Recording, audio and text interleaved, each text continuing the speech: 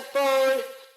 In this beat, in this beat, in this beat, in this beat, in this beat, in this beat, in this beat.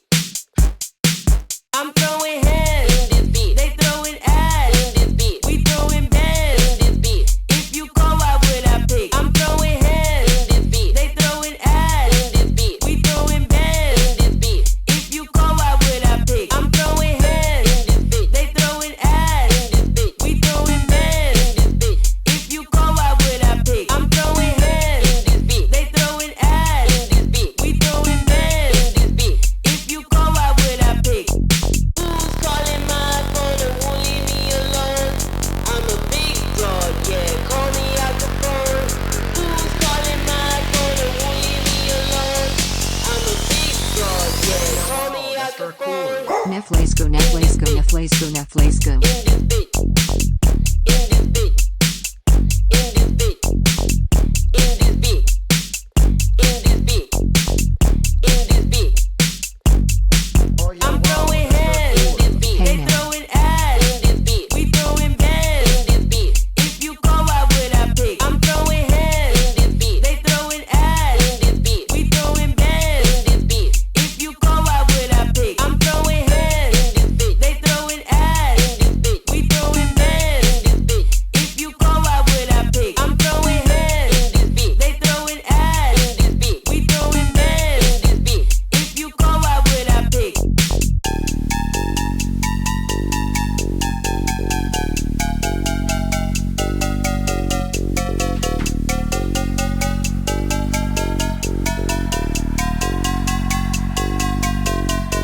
Who's calling my phone and won't leave me alone?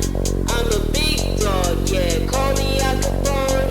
Who's calling my phone and won't leave me alone? I'm a big dog, yeah, call me out the phone. Who's calling my phone and won't leave me alone?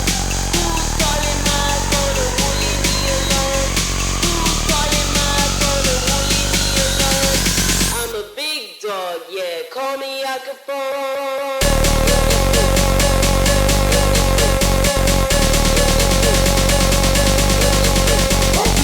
In this beat, in this beat, Oh, in yeah, this wow, beat. that's very cool. I'm throwing hands in this beat. They throwing ass in this beat. We throwing bands in this beat. If you go out with I pick. I'm throwing hands in this beat. They throwing ass in this beat. We throwing bands in this beat. If you go out with I pick.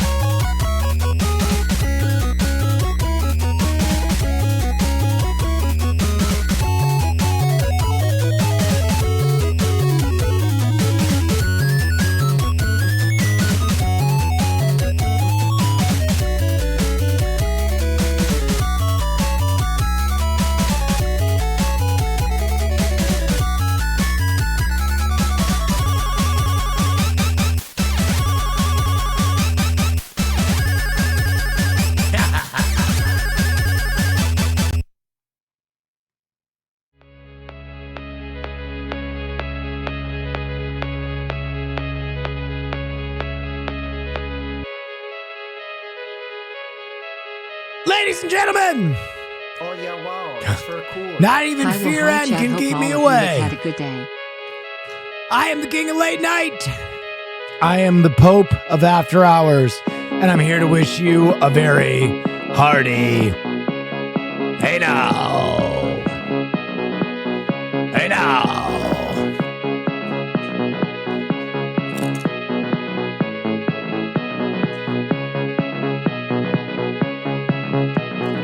Hey now. What is this song playing? This is Prida. Love You Again. Oh yeah, wow, that's very cool. Ah! Wearing my Detlef Shrimp. Did you kill him? That's very cool. Neff approved. No, but dude, it was so funny. Hey now. Oh yeah, wow. We went and that's we very watched cool. some of the first episode that we were together as a gang. And it's literally me inviting him to like a sporting event.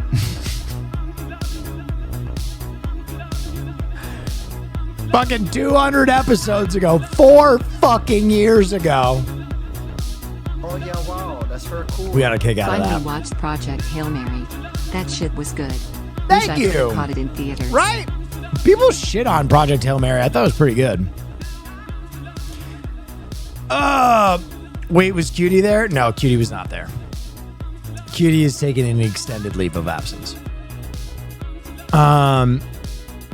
Saw this and thought of you.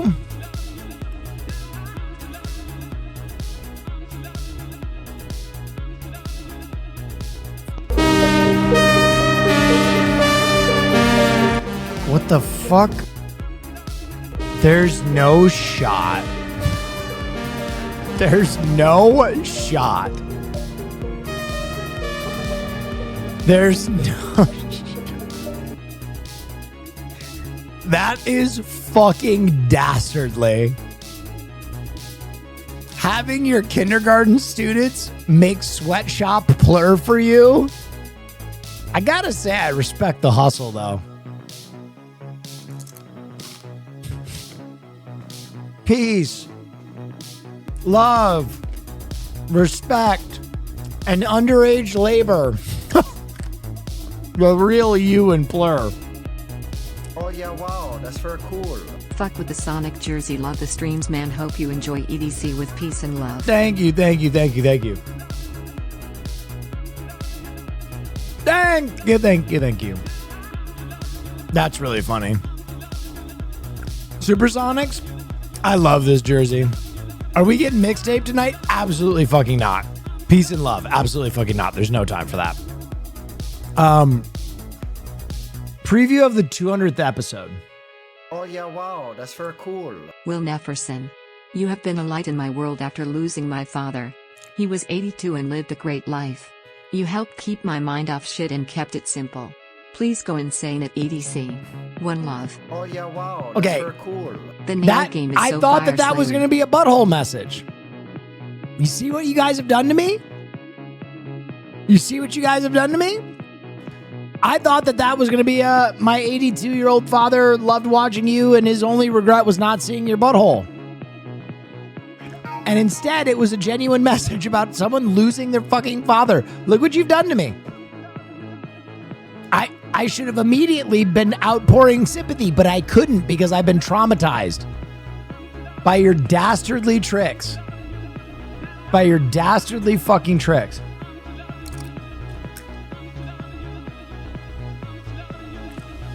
Who won today? San Antonio Spurs won today. Interesting. Interesting. Well, not that interesting. Oh yeah, wow, that's very cool. Thank you so much. Everybody, thank you for the hype train. I haven't eaten all day. Boot up League? No. No, we're not going to do that. We have the finale of Survivor tonight. You're wild for real. And I'm way behind.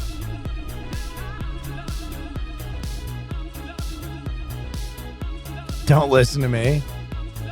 I literally have people that would in this community that would kill themselves. Neff. If instead of watching the Survivor finale, I was like, how about 5 hours of League?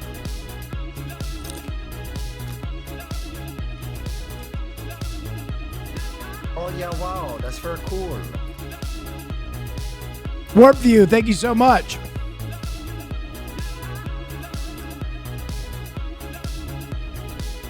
Dude, this song is so fucking good.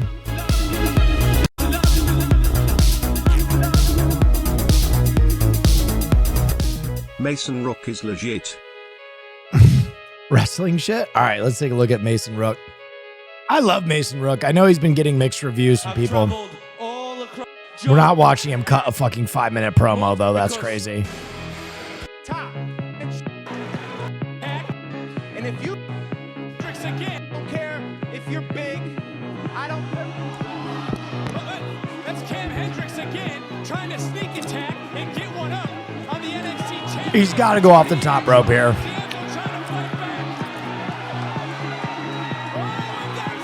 Jesus Christ.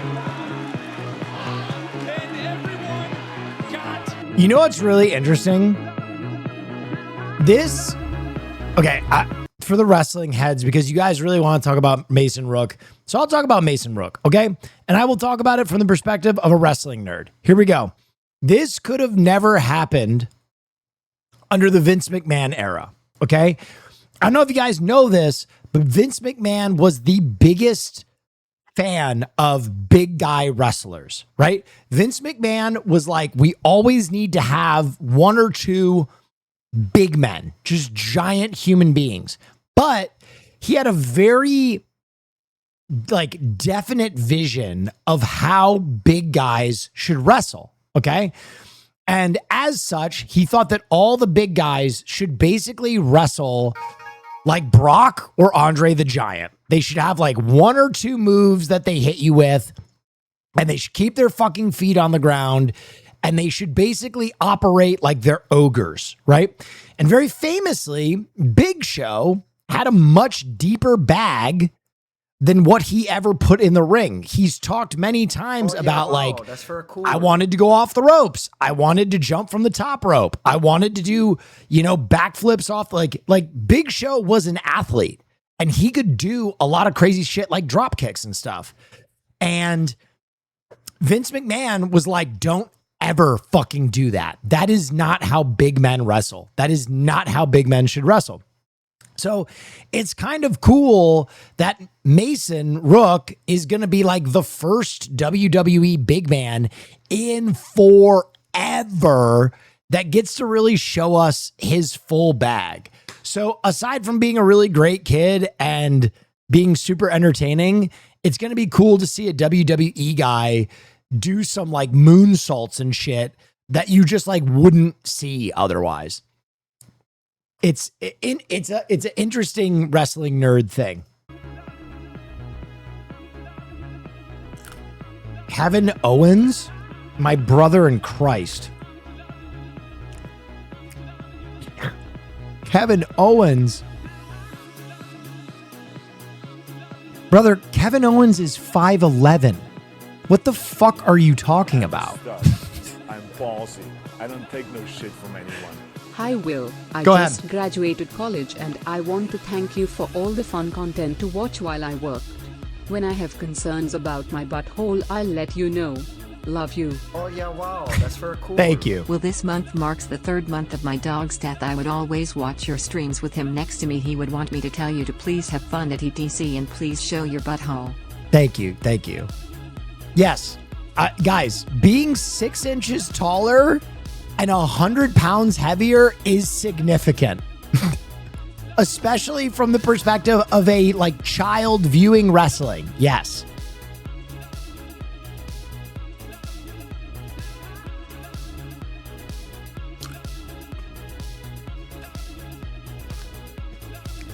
Um, 100 pounds? Yes. Mason Rook is 100 pounds heavier than Kevin Owens.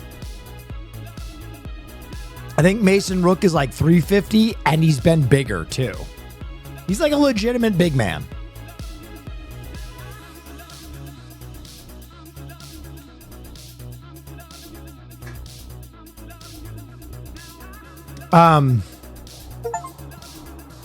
Awesome. You in wrestling would be awesome. I don't know. I'm pretty old, man.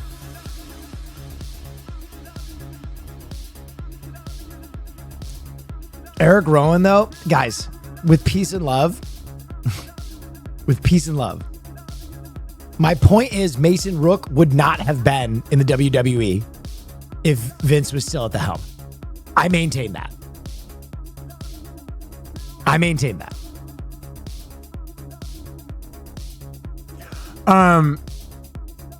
Didn't Diamond Dallas Page not start wrestling till 40? Yeah, but he was a freak. Classic chat trying to prove you wrong for no reason. Yeah, I know. Rey Mysterio?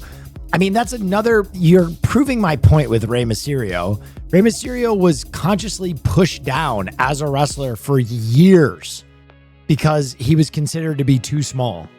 He was pushed down for years. I'm trolling. Okay. All right.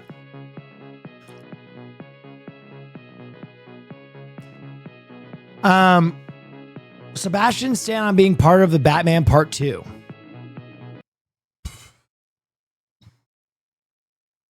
I really think it's an ambitious movie. And I think if we do it all right, I really think it's going to blow people away. Obviously, I'm excited about Matt Reeves because he's been one of my favorites for a long time. Do we know what character Sebastian Stan is doing yet? Has that been announced? Or is that still ambiguous? Harvey, Two-Face. That's sick.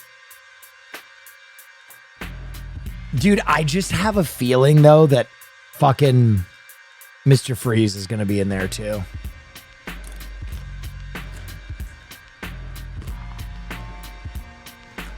Hope the show ends up having something like this. What the fuck is this?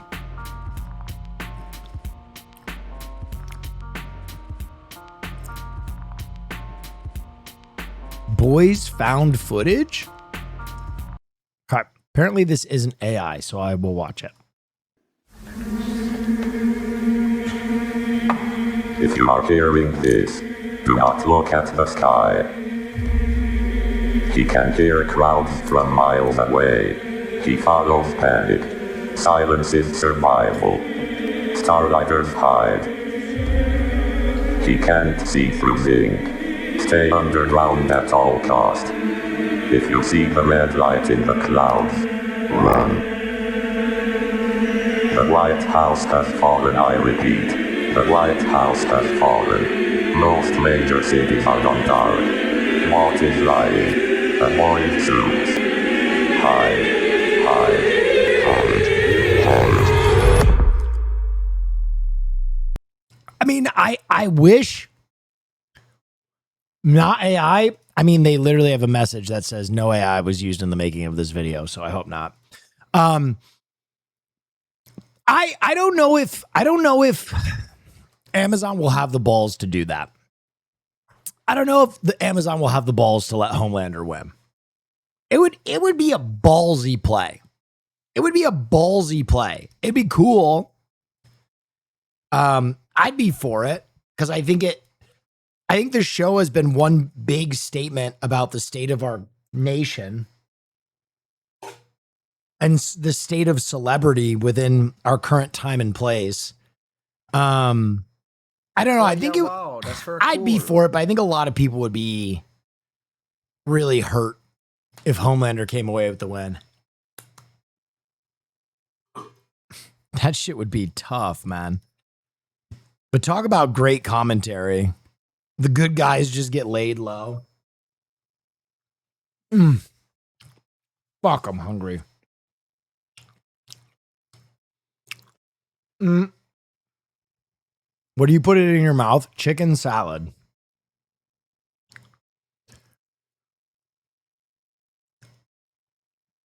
Trailer for Stranger Than Heaven. I'm not gonna lie. I saw it. It had Snoop Dogg in it. I'm out. I'm fucking out.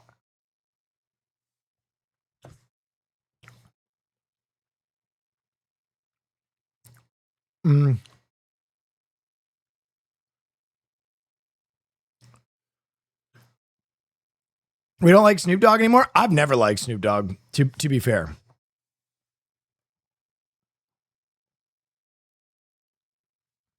Oh yeah, wow, that's very cool. Is I Neff feel news like you'd today? enjoy this if you No, haven't I think seen we're it going to already. finish this season of Survivor tonight.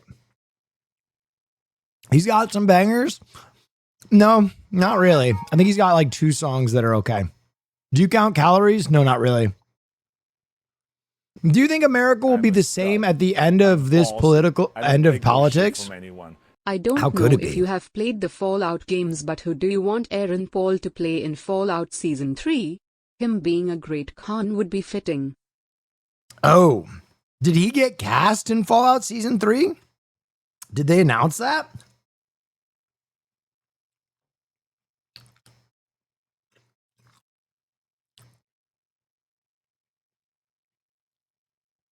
You do kind of vaguely track macros? Oh, I absolutely track macros. I just don't count calories. I don't know. I just don't know what canonical characters they're doing versus what new characters are doing. Like the odds are that Aaron Paul will be his own like new character.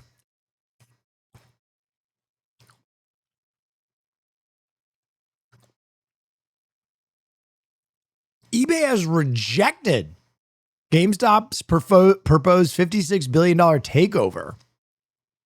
Neither credible nor attractive. Interesting. Damn. eBay fighting back.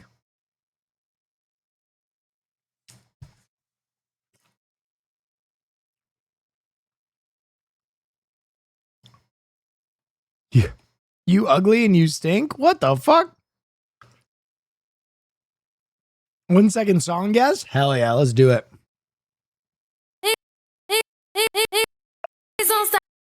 Oh.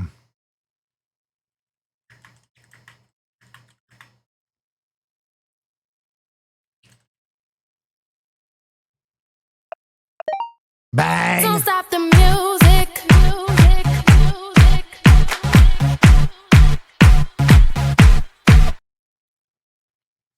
1 for 1. Oh yeah, wow, that's very cool. Let's keep it going. Motivation. Thank you.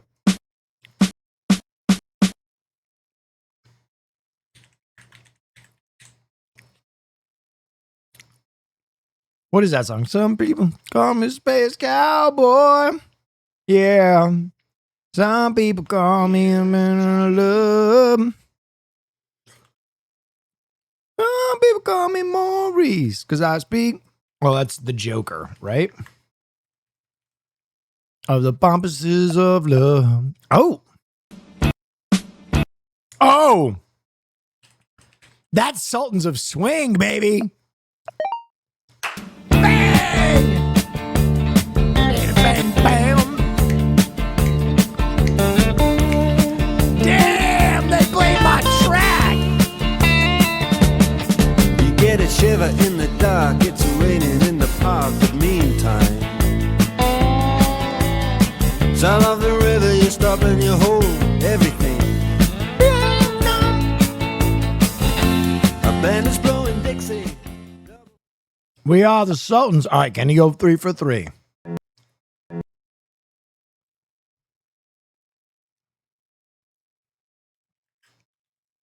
That's Dr. Dre.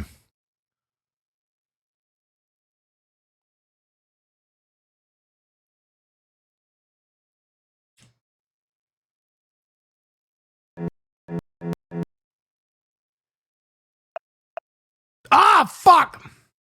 Bum, bum, bum. Fuck, what Dr. Dre song is this?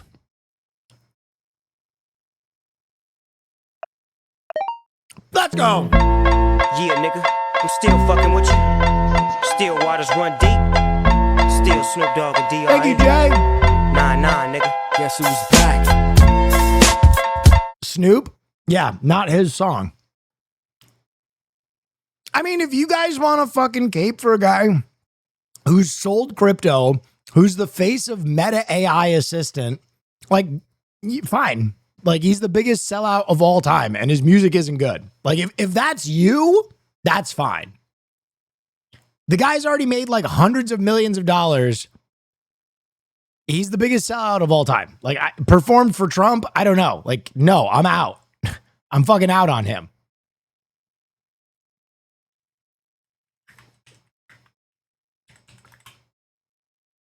Like, I played this last night. Yes, indeed. I'll play it again.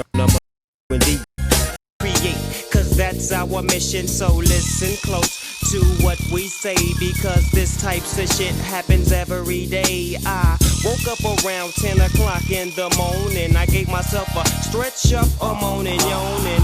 Went to the bathroom. Horrible. Nightmare, nightmare, nightmare, nightmare.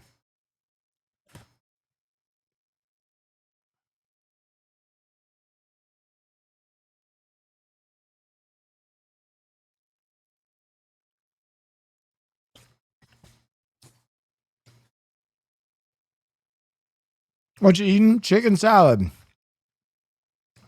Do you like E40? Yeah, I like shit from the Bay. I don't like much West Coast rap, but I like shit from the Bay. I also like Slick Rick. We're playing Subnautica when you're back from EDC. Maybe. Maybe. Maybe. Maybe. We'll see if I like Subnautica. What's the name of your couch behind you? Oh, couch. Oh yeah, wow, that's very cool. It's a horror game? Yeah, I could never get into the first one. I'll try it. Kawaii Girl, thank you so much. Quick Framed, yes.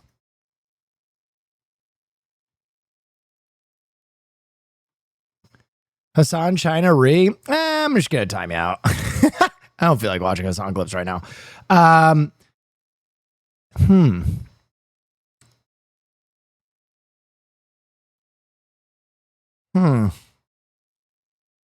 don't know this. River Glen Motel. Why does that ring true? Oh, fuck! It's Pulp Fiction. I'm dumb. Dude, I knew I had seen that shit before.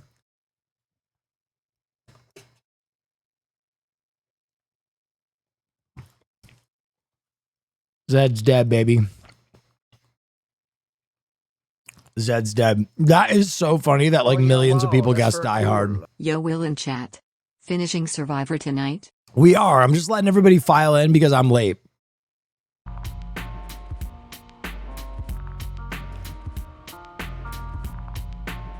Zed's dead, baby. Zed's dead. You do like alley hip hop, Will, but you like the jazzy and experimental stuff mostly? Yeah. Yeah. Oh yeah, wow, that's Gross very Mysterio, cool. thank you so Love much. you, Will. I'm not gonna lie, Snoop Dogg is a lot like J.K. Rowling for me, where I dislike J.K. Rowling before she was a TERF, but then like when she came out as a TERF, it was like, oh, yeah, I was right. Snoop Dogg's kind of the same way. Like, I always fucking hated his music, and then he kind of turned out to be a piece of shit too. And I was like, oh, fuck yeah.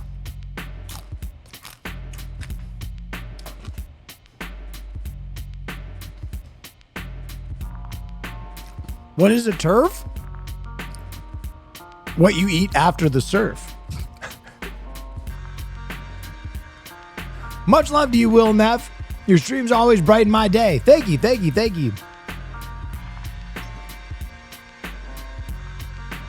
Yeah.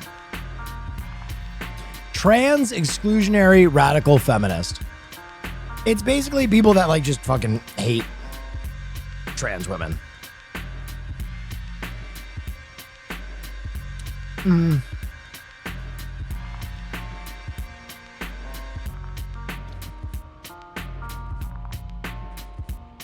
This is music.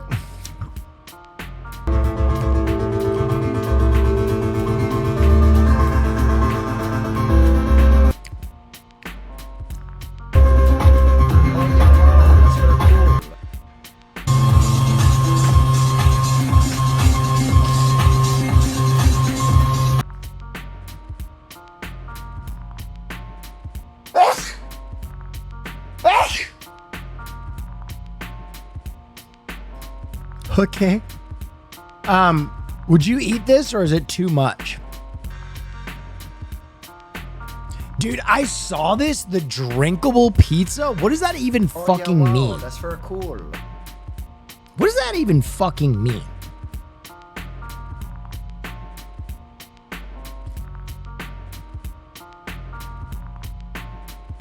What does that mean?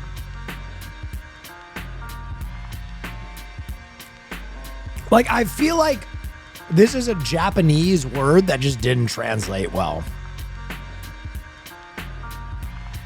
I feel like this is a Japanese word that did not translate well. You know what? Let's play a game. Cool. Watch this.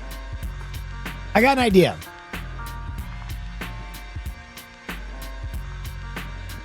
Okay.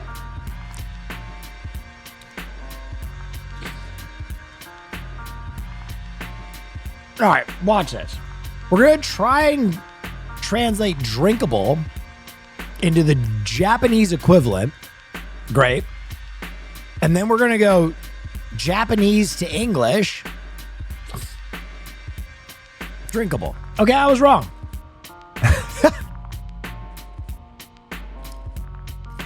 Drinkable pizza.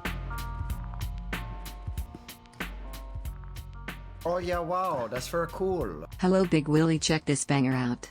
Oh, baby. Oh yeah, wow, that's very cool. Thanks for 16 fantastic months. Undisputed king of late night. Triumphant face emoji. Thank you, thank you. Check it. I've been looking for the school. You have it. I need it. I can show you how to move. Oh yeah, wow, that's very cool. Damn, dude. Hey, Walmart Will, Frank I got Ocean the is beer killing and denim this. jacket in today. 1. Very drippy. Thank you. 2. This thing is heavy AF. Real. Baby girl, we'll dance until the moon departs the sky. Baby girl, we'll dance until the sun connects at night. The weekday. Baby girl, you're holding back all of your moving. I just wanna see you free. I gotta be completely honest. This guy's voice is really good. The song behind it is very not good.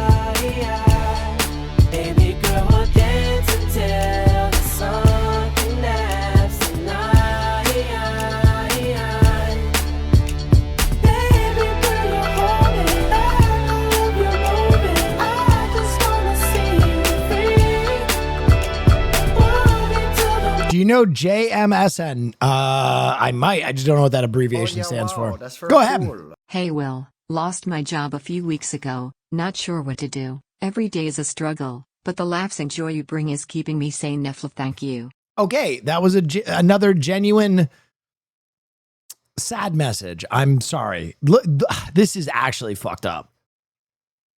Chat has totally fucked me up for forever.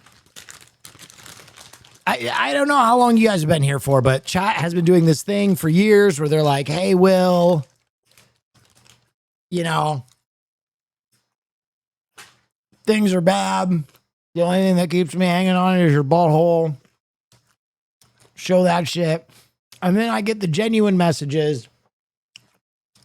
And I'm sorry. I'm glad I could make you laugh. Okay.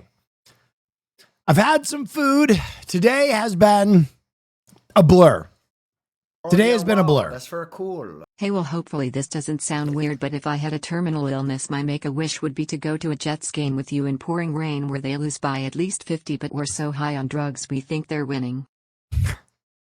Jesus Christ. You wouldn't want to catch a pass from Tom Brady? Wow, that's for cool. That's what We you doing want to sad do with your messages? make-a-wish? Got Also, fired 2 days what are ago you, cause of a fucking bitch 30? manager. You don't get a We fucking doing make-a-wish. You lived your life. You don't fucking get a make-a-wish. That is for children. But yeah, fuck it. If you get diagnosed with a terminal illness, I'll go do drugs at a fucking Jets game with you. At least it'll be watchable. And at some point, I'll turn to you and I'll go, you think you're dying? Look at the field. I'm sorry about the leukemia. But we'll be friends by then.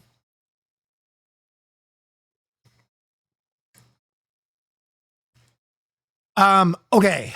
I had a lot happen today. We had to move the pod from its original time. I didn't get to sleep much because Hassan Piker had a call with I don't know, some fucking National Public Broadcasting, something like that. I don't know. Anyway, we had to move the pod. That's why I am late. And then also I got some really shitty news today. Unfortunately, after a lot of planning and a lot of coordinating, the Mayo Clinic has pulled out of Will Neff, puts his ass on the line. We're still going to do it, but we have to find a new hospital to work with. I don't bemoan them at all. They are awesome. They saved my cousin's life. They just said that they are an older institution and felt a little tepid about doing something on Twitch right now, particularly a colonoscopy. Anyway, they got cold feet and I still love them. We still have a good relationship. They said that they might do it with me in the future if I can proof concept. So I'm going to probably do that somewhere else. I don't know if the date will still be June 6th as it was before, but we're working on it again as of today. I will do it for you. You're not a fucking doctor. Okay? No, I'm not going to let you put your fucking iPhone camera up my asshole. Thank you. Thanks.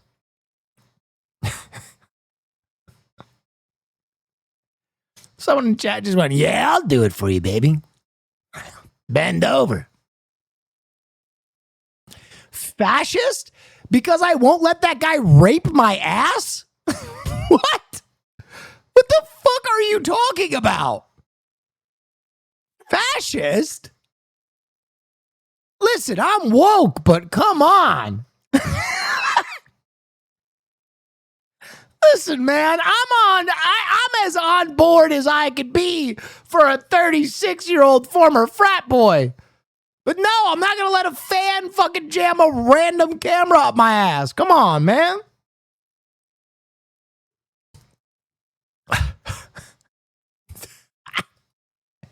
Oh, dude, I thought you were woke. I thought you were a fucking ally.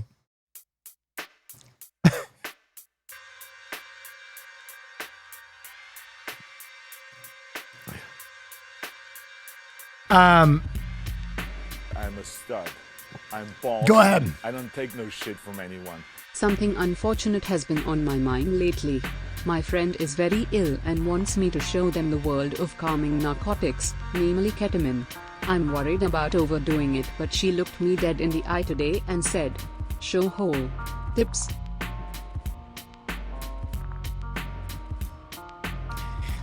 Higgs, you put your fucking name in the donation.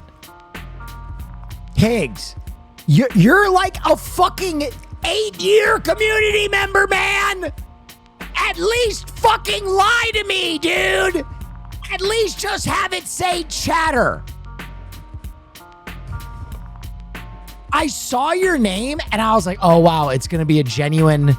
And then it was like super heavy. And then it was another butthole joke. I'll own it? You shouldn't. You're making me do this. 10-minute vacation. Get the fuck out of here. Take a fucking lap. Get the fuck out of here. I can't even look at you right now. Jay, he saw how traumatized I am. I can't even give empathy to community members that are coming in here. They're like, Will, I don't know how to feel about this. My fucking mom and dad both died in a horrific car accident. And I'm like, and then it just ends and I go, okay, all right, that wasn't a butthole thing. Okay, Attica from Jay Dilla, you fucking take a 10-minute lap too. At Will Neff, struggling with anxiety, depression, and late diagnosed ADHD. I sometimes go through it, as we all do, and I've been hit with bad depression, and your streams have helped me get through when I have no energy to do anything else. Fuck! They did it again! That was a genuine one!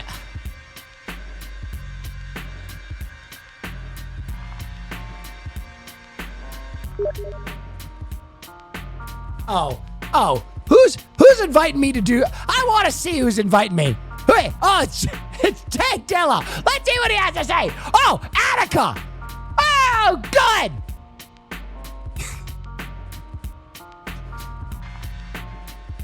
Someone just paid money to dump out their fit. Don't. I'm ballsy. I don't take no shit from anyone.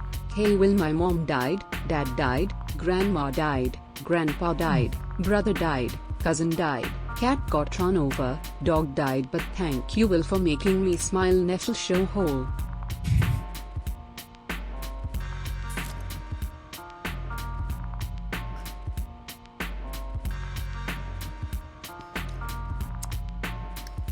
You know what?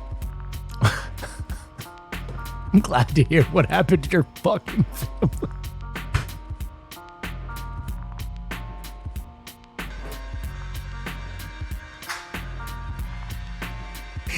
You fucking terrorists! You're all terrorists!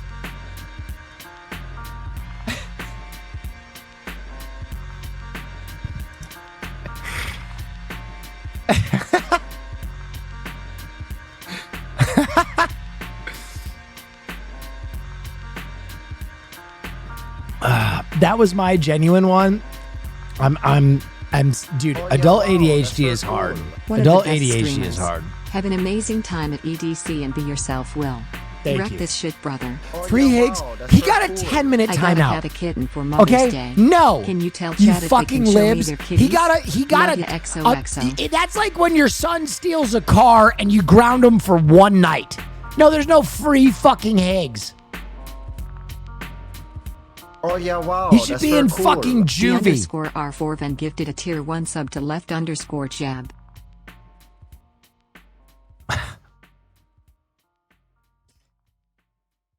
Ten-minute timeout. Free Higgs. Oh no! He gets to go take a shit in peace without reading all this fucking brain rot.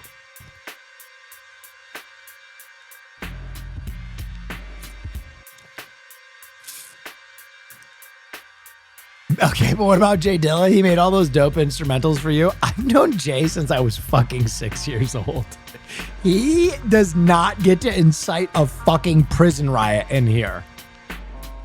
Okay? I think I've earned a little fucking grace from... We went to fucking kindergarten together.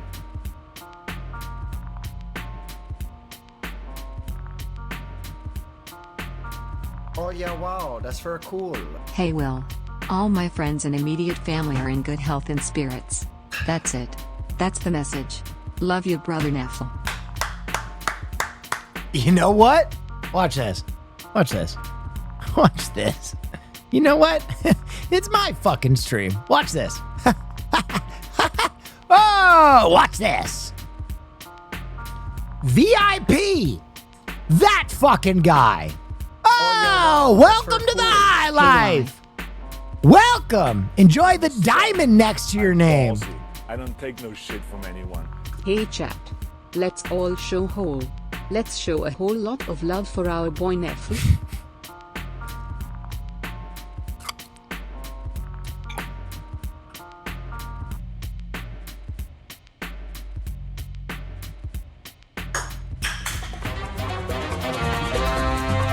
Thank you, Stunner.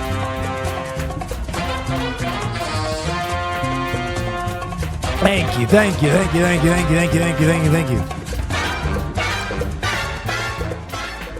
This song might make you feel better. I know for sure this song is not going to make me feel better, and I don't even know what it is.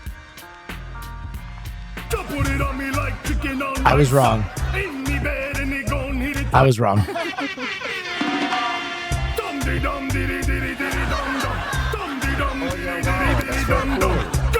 Make me mind explode.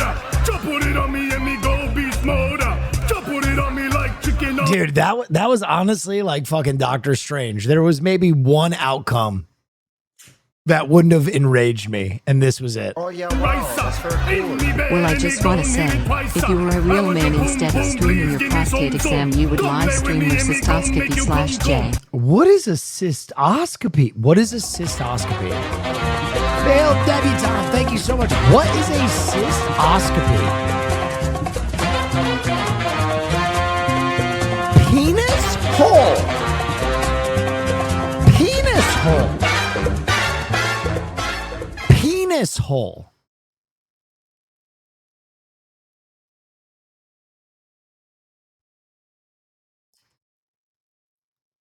I didn't even know horrors like that exist.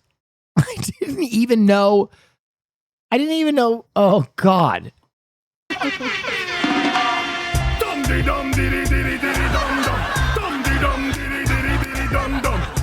Girl, make me mind explode. Put it on me and me go beast mode. Put it on me like chicken on rice. In me bed and it gon' hit it twice. I want your boom boom, please give me some. Come lay with me and me gon' make you come. One scream when me hit it and me stick it. Make you sweat, one call me jerk chicken. Wake up Moses on the mic, me gon' spit it. Me make you sweat, one call me jerk chicken, brah.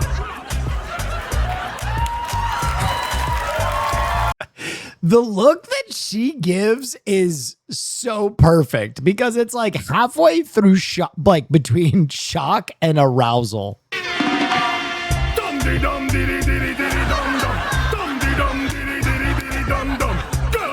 make me mind explode.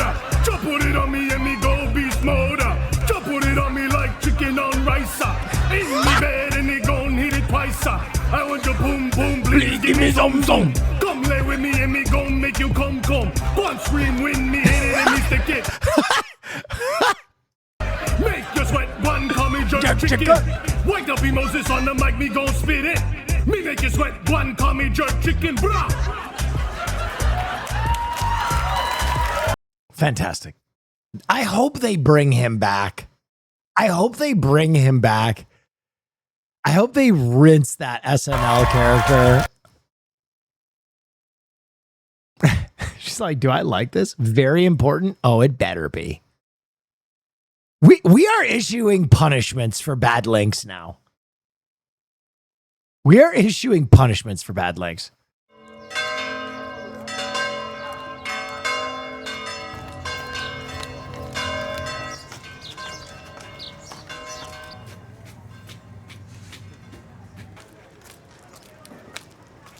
Wait, have I seen this?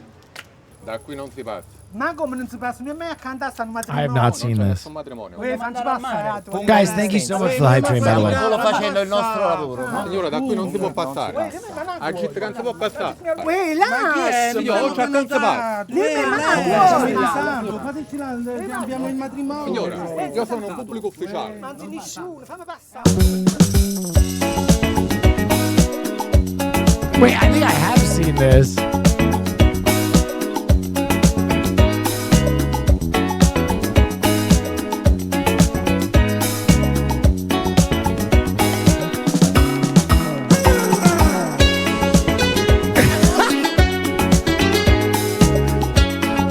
Okay, you have avoided any kind of link punishment. This is very good.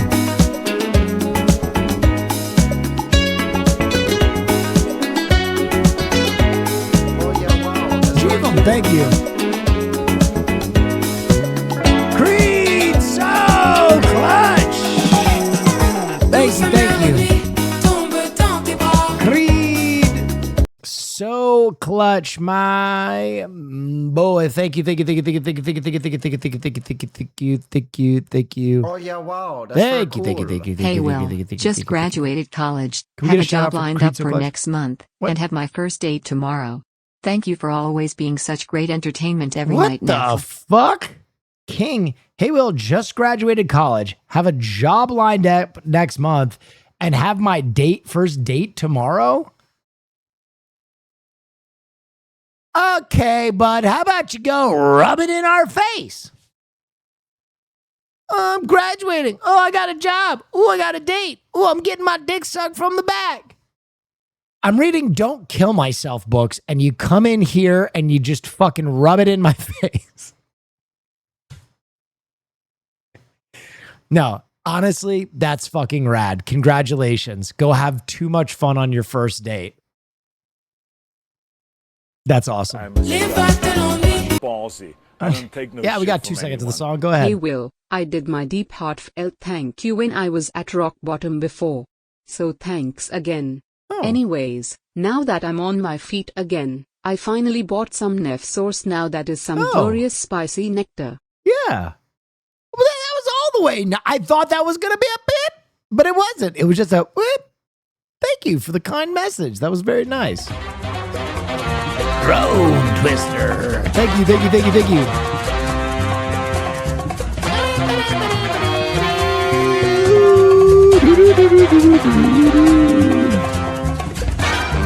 You're just so negative, Will.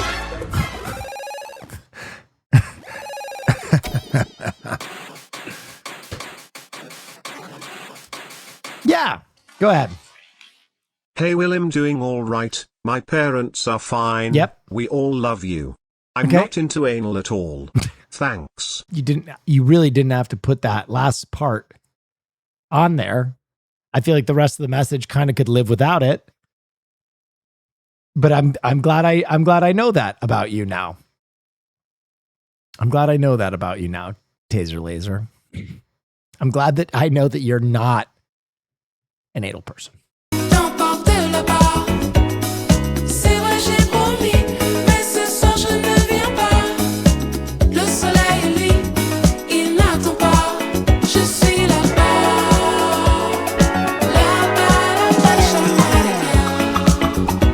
Hey, Will, did you know that the first picture that shows up when Googling you is just Hassan's face? Please do not let that be real.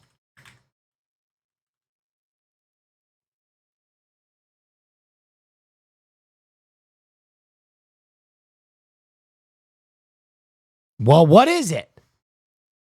It's a picture. It's a picture from my TikTok of him. Okay, that's not as bad. It links to my TikTok. I'm okay with that. Wake up, be Moses. I do love that this is like one of the first pictures that shows up, though. When I was at my max, honestly, this was like my maximum I will fuck your dad moment right here. You know what I mean? This is when I really looked like I was fucking dads right here. You know what I mean? When they're like, did you know that new guy, Xavier, at the fire department is a homosexual? And your dad's like, lady of the morning. He like sets his own fucking grill on fire to get the fucking, oh, don't worry about it. These kind of things happen all the time. What were you making? Steak? Still looks pretty good. Yeah.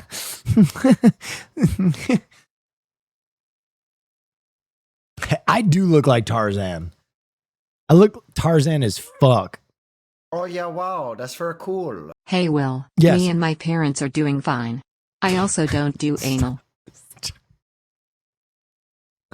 Stop. Stop it. Thank you. 900 Angry Bees. New bit? No. Not a new bit. Let's not do that. Let's watch the rest of this music video.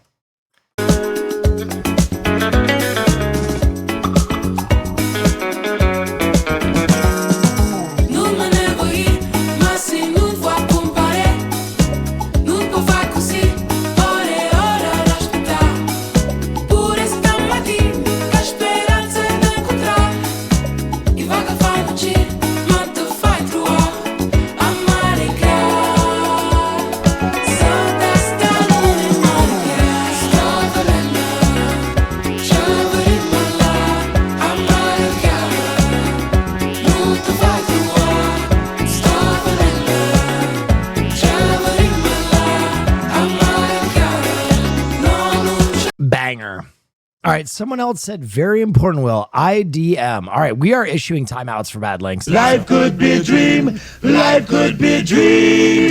Do, do, do, do, shaboom. Life could be a dream. If I could take you up in paradise up above. If you would tell me I'm the only one that you love. Life could be a dream. Sweetheart, hello, hello. It's a 1 minute timeout. Oh yeah, wow, that's very cool. No anal. No dick. Life has been real tough and you're real funny. Thanks.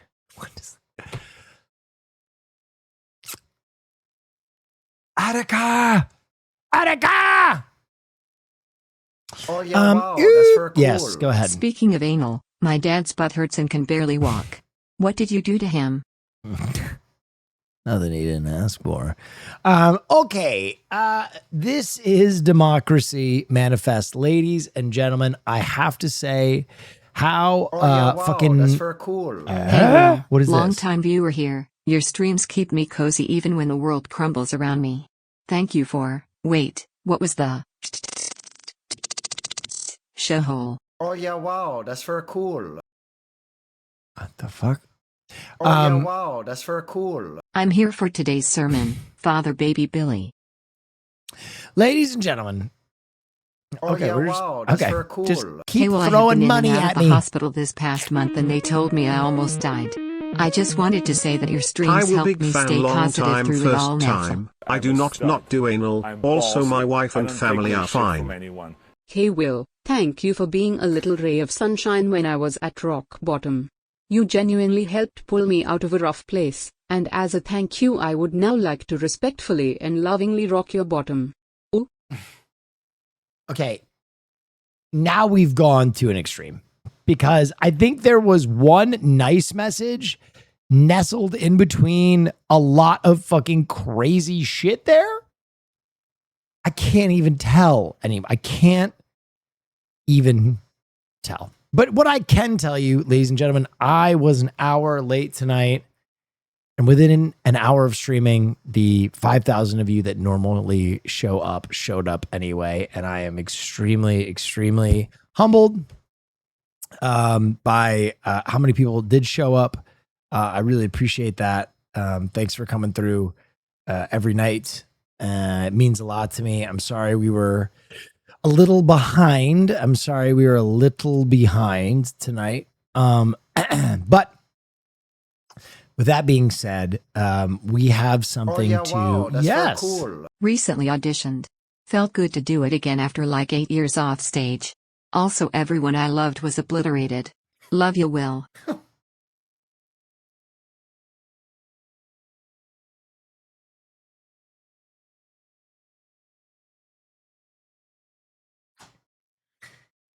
Everyone I've loved was obliterated. I'm a stud. Is a fucking I'm ballsy. crazy I don't take no shit message. from anyone. Yes. I love you, and am sorry. I spent my time in the void learning and becoming better. Please take this link as penance. Sorry, I why are can't you be there this year. No, why are you linking things? Well, link it in chat so I don't have to go to my dashboard. What are you linking? If this is a double down, I'm gonna absolutely fucking lose my cool, Higgs. I'm a stud. I'm ballsy. I don't take no shit from anyone. I'ma make you beautiful. Wait a minute. EDC Las Vegas 2025 after movie? Time for you to get on the floor. Now move that body and show me you want some more. Let's fucking go!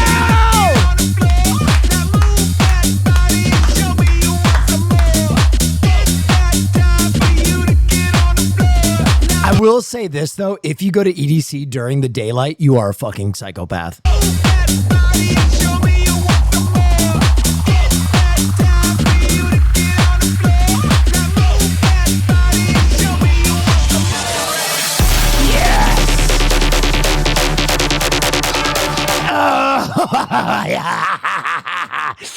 I hear him calling me back home.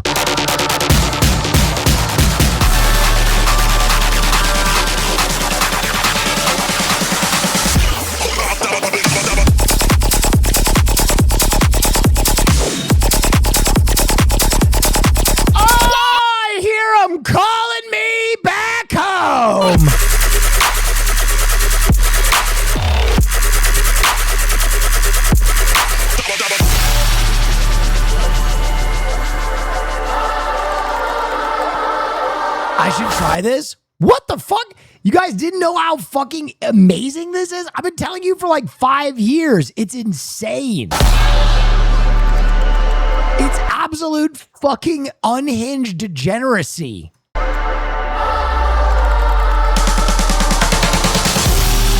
EDC is my home away from home.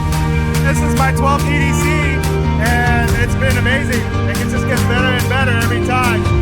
Can you go by yourself? None of my friends are into this. You know, get on we should start a Fear End group, or we should start a fucking Will Neff group. But yes, you can go by yourself. You just gotta be enterprising.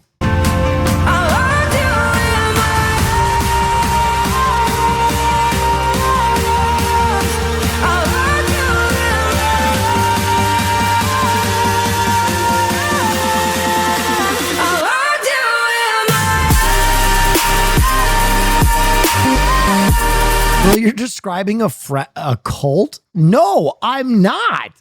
Going to a festival together is not a cult. Guys, you've been inside for too long. Someone you hang out with and have fun with? Sounds like one of them gay beat-em-up cults to me. What? No, we're just friends. We just go, oh, really? I was kind of hoping it was one of them gay beat-em-up clubs. Maybe you could just spit in my mouth a little bit, call me unclean? No. What? No. Let's just go listen to music.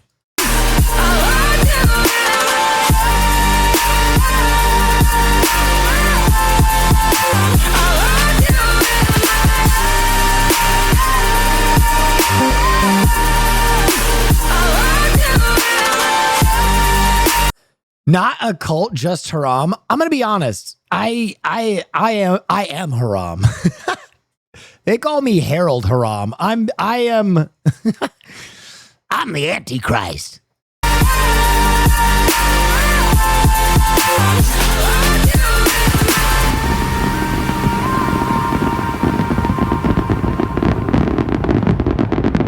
Wow, Carl. Official trailer for this year?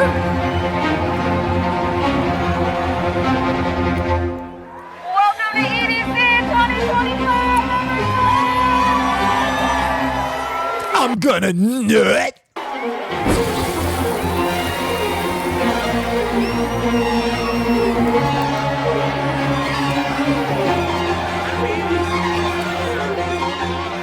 I wanted to come to EDC for I feel like my whole life. Yep. And then when we walked in, I was like, oh my gosh, this is crazy. The moment you come in, you feel the community. POV, people with expendable income. I'm going to be honest, every social income bracket is represented at EDC. A lot of people, it's kind of like The Gathering where people will save all year for EDC. The positive energy. And take it slow, take it all in. First day I went, I cried because I was like, I want to be here forever.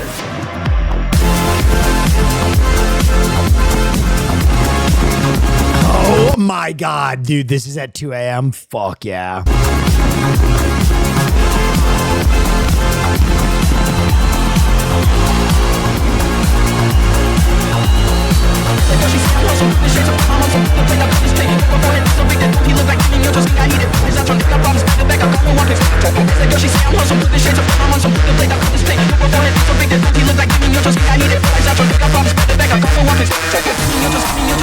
Wait, someone said it's like $2,000 plus? What?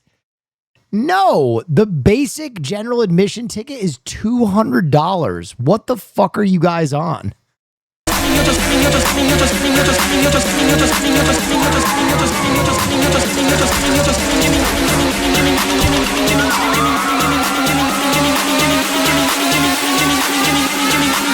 She say I'm wholesome, put the shades of flame, I'm on some, put the blade, I'll cut this paint. Your boy forehead, this so big that he look like Jimmy, you just think I eat it, feel like Zatron. There's no way it's only $200. Yes, it is. The one-day pass for general admission is $250. I just looked it up.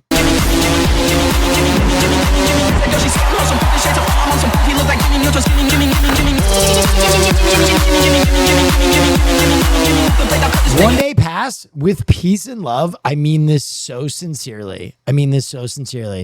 90% of this chat could not survive more than one day at EDC. Peace and love. Peace and love.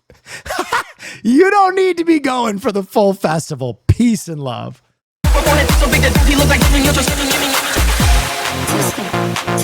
You meet so many people. You see so many things. You get to live life. You're gonna feel like you're a part of a bigger family than you really are, you know? I've never But you would, my brother in Christ, I've been going to rave since I was 18 years old. Before. This is the love that you get at a place like EDC.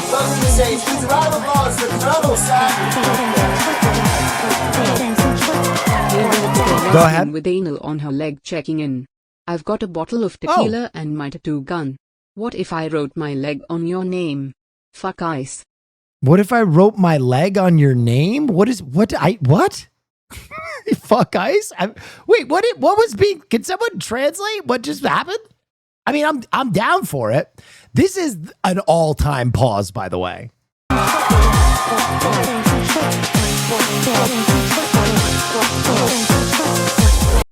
What anal will leg? You want to put Will Neff next to the anal thing? I mean, I'm okay with it. They want to add your name next to the word anal. You know what? Yes. At first, I thought you were going to put your name on your leg, like the words your name. But if you want to put Will Neff on your leg next to anal, yes. You can even put Will Neff likes.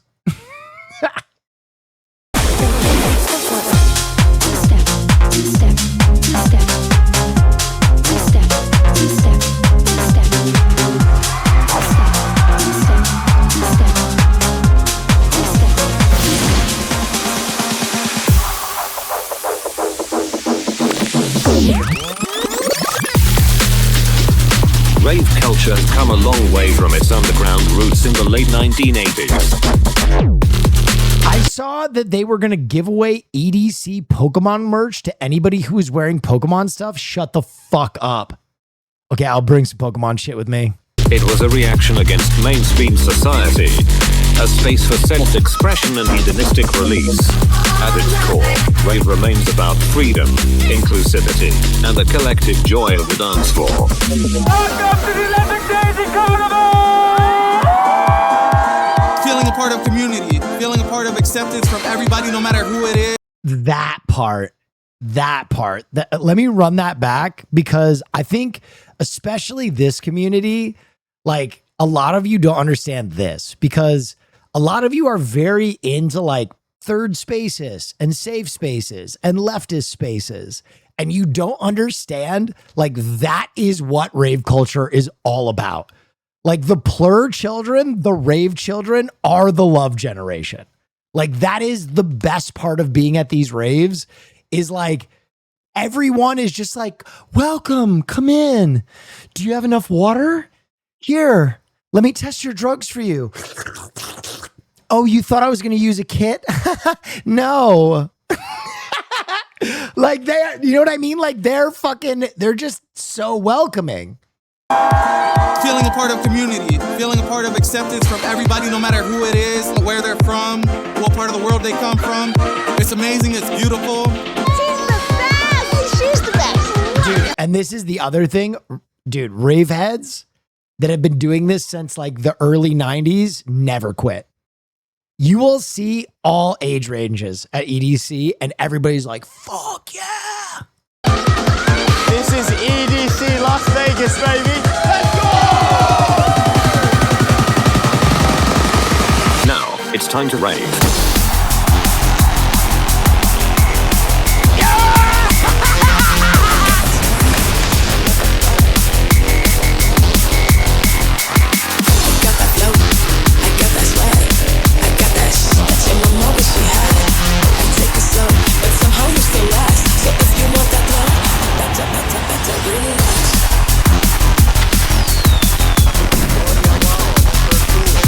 EDC during my paramedic years. Shit. For the love of God, Chad, hydrate, hydrate. Yes. And dude, I mean this sincerely. If you go to one of these festivals and you do not feel well, tell the people around you. That is another thing. It is a community. If you feel like shit, do not suffer in silence. I guarantee you, you are within arm's length of like 20 people that will help you. They'll give you water. They'll fucking take you to a first aid tent. People will help you. Be vocal if you do not feel well.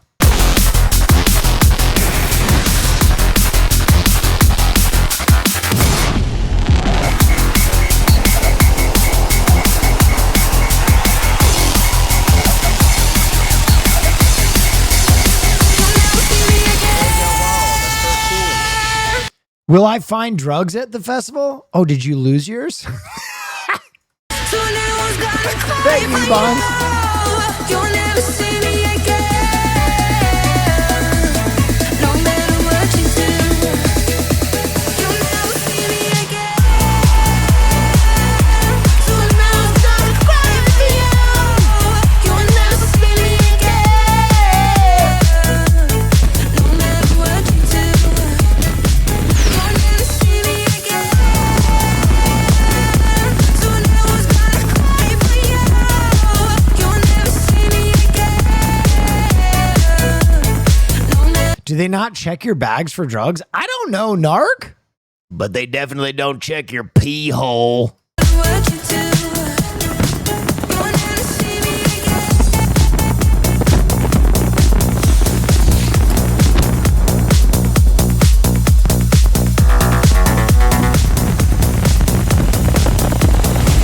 Are you an electronic music guy? Huge.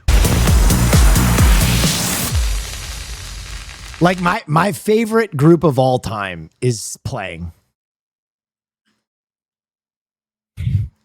My favorite group of all time is playing.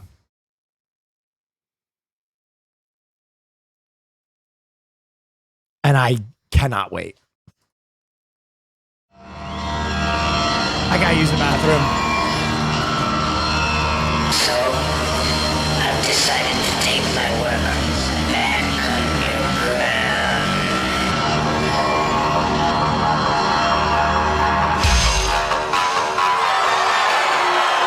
Can I hear you?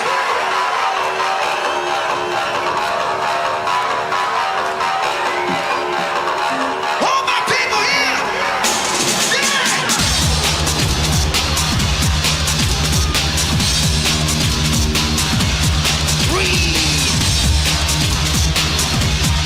Breathe with me!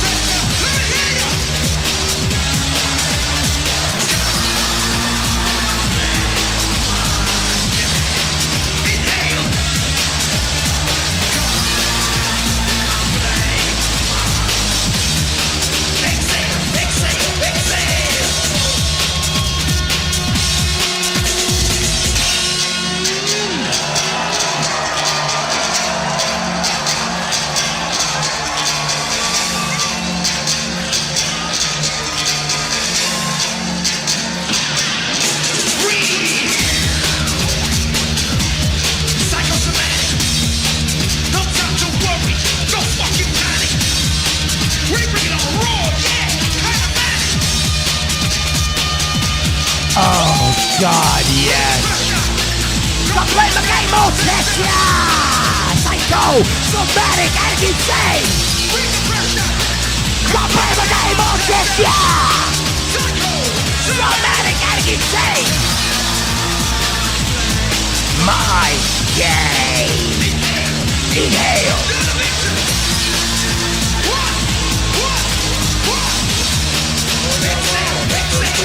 Have you heard of Shambhala? I've heard I of think it, you yes. and Caroline would love it. It's a fest in Canada, no corporate sponsors, incredible scenery, insane lineups, camping. Park Sound was born there. They also don't allow alcohol or sell it, but Damn. allow other things and have testing on site. It's the festival site Damn. substance goes to and interviews people what drugs they're on. That's pretty cool.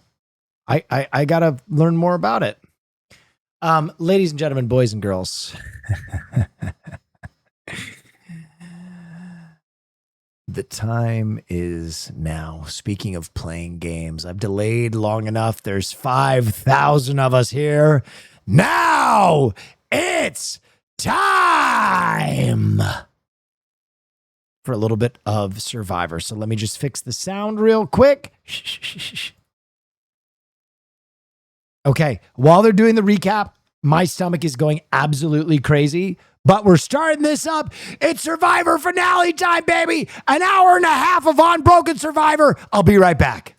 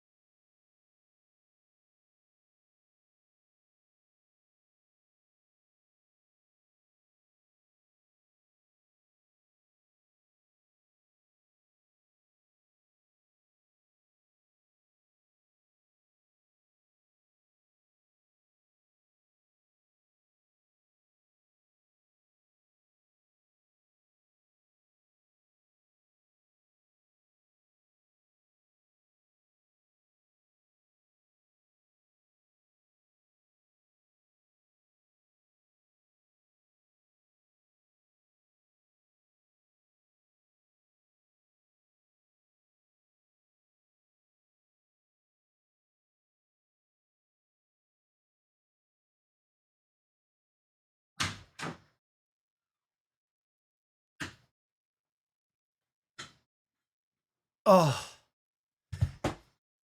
I actually just shit my brains out. It's muted?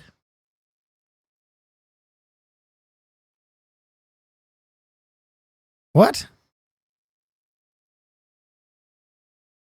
I hear it playing. What the f...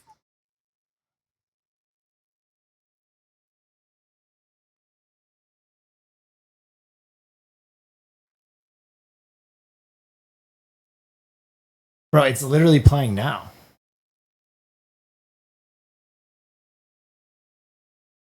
Oh, it's Haas.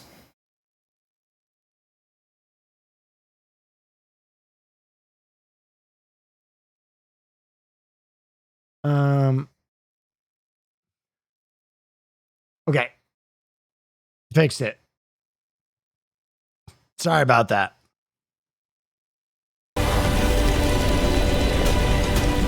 A historic final showdown. Two Australians. Two Americans. But only one can be crowned the greatest Survivor player of all time.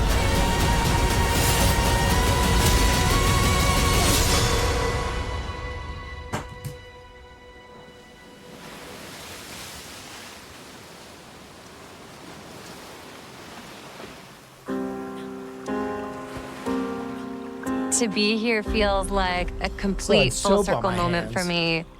15 years ago, I lost Heroes versus Villains in Samoa. I made it to the end and then was robbed of my win by a bitter jury. And I was devastated by that loss. I came back here to win this game, to reclaim the crown that was meant to be mine.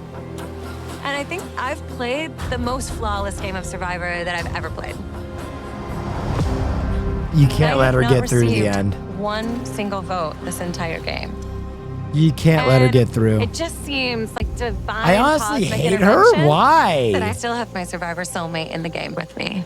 You can't let her through the final tribal. Honestly, I think Saria is going to win.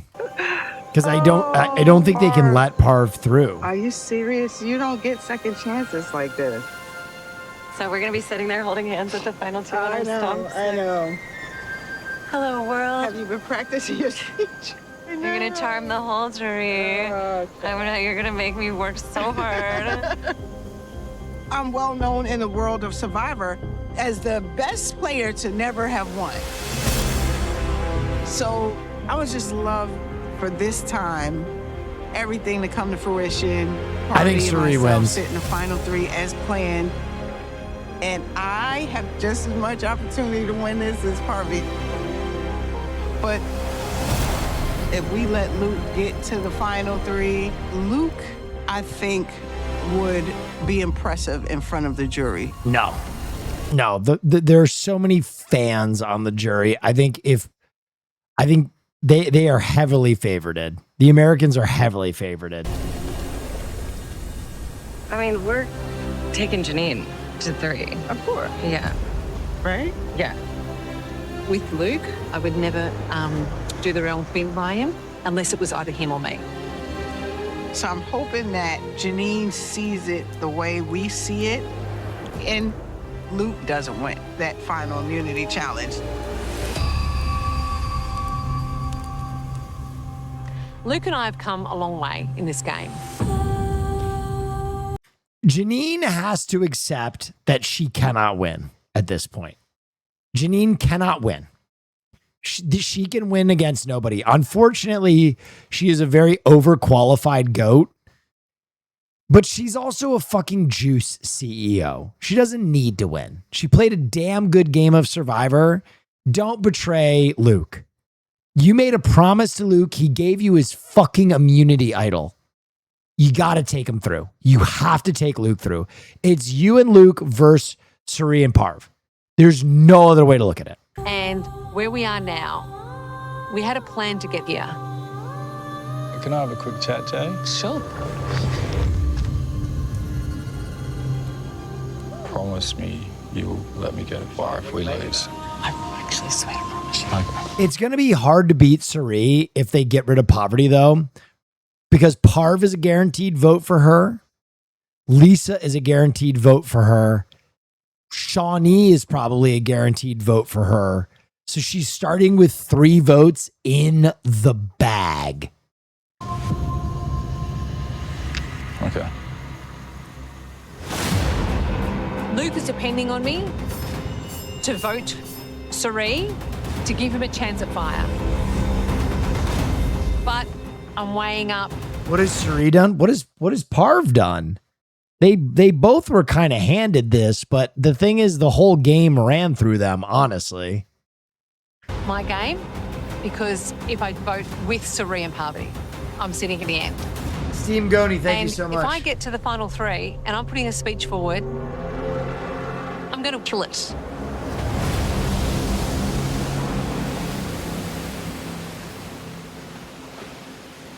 Parv controlled the game for multiple episodes, lol. Yeah, but so did Sari.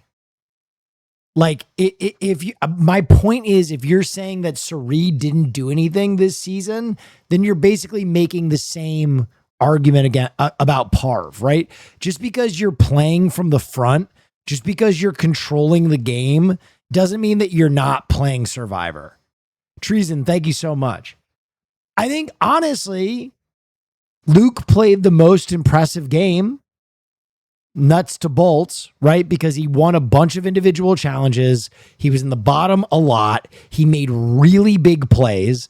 If you really want to look at it from an objective standpoint, Lukey probably deserves to win this. 1, I don't know if anybody will take him through to Final Tribal because I think all the women have a similar feeling about it.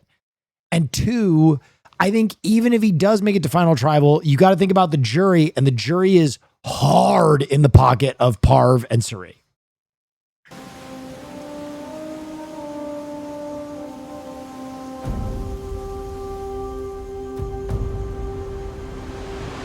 I got a special bond with Samoa now. Feel like I've got to live the island. South African guy was right. Day 1. Yeah, I said the same thing. They voted him out for being correct. They won't vote him, no shot. I don't know. He's played a really good game of Survivor. Really good game of Survivor. I just don't think he makes this Final Tribal unless he wins the final immunity challenge. It's crazy. You know, I was in this exact same position 5 years ago and Final 4 and I lost. It's a full circle moment for myself, but I'm overwhelmed with a different type of emotion this time. It's been a journey. Either way, I win, I lose, doesn't matter. I'm happy that I've gone as far as I have because my game has had a harder path. I've had to fight from the bottom. I've been blindsided a few times and voted wrong. Sarah. Oh my God. At times, I didn't know what the hell was going on. I thought it was just gonna be all the All I did was scream But I'm playing a different game this time. My whole game is based on relationships, not about creating crazy moves. The one thing I will say, though, if Luke makes it to Final Tribal, Parv almost needs to vote for him. And the reason I say that is Parv's narrative after Heroes versus Villains was always that it was a bitter jury that fucked her out of a win despite superior survivormanship, right? So if Luke convinces you to tear up your immunity and take him through to the end, and he makes it to Final Tribal and you don't, and then you vote for someone else, then basically you have committed like the worst kind of,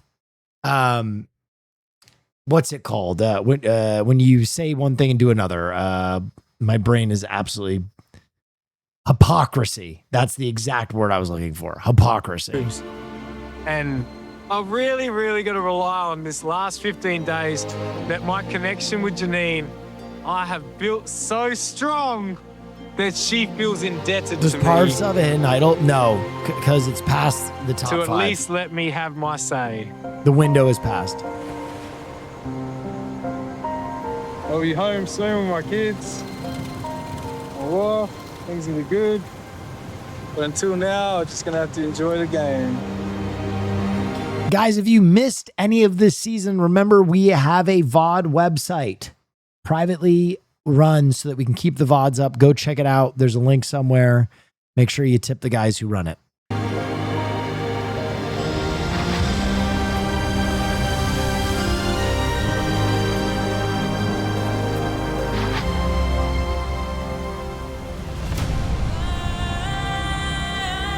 But the only way for me to secure final 3, 100%, is to win today's challenge.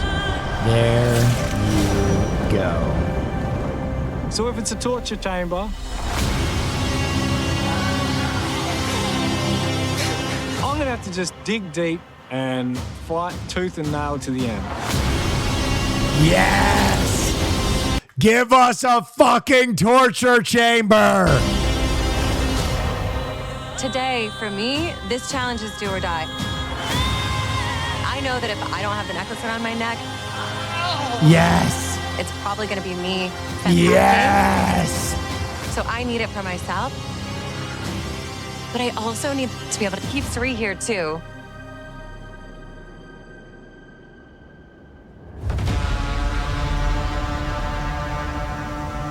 Give us the torture chamber. Yes. Yes. Oh, that looky like a torture chamber to me. Don't let it be body. Don't let it be body weight. Don't let it be body weight. I'm gonna be pissed. If it's body weight, Parv wins in a landslide.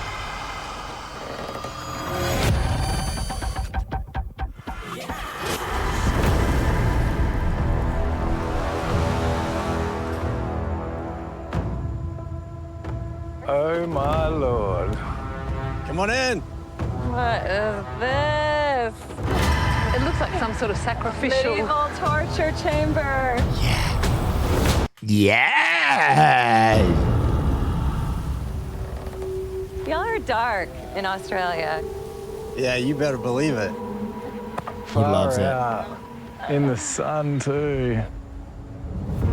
Well, congratulations. You have survived some of the most intense and hard-boiled gameplay we've ever seen. And tomorrow night, one of you will be crowned sole survivor and the greatest of all time. But the only thing standing between you and that final tribal is this little torture rack.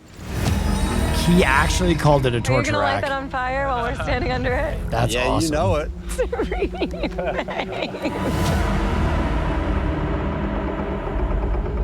Are you ready to get to your final immunity challenge? Hey, why not? All right, Janine, hand it over.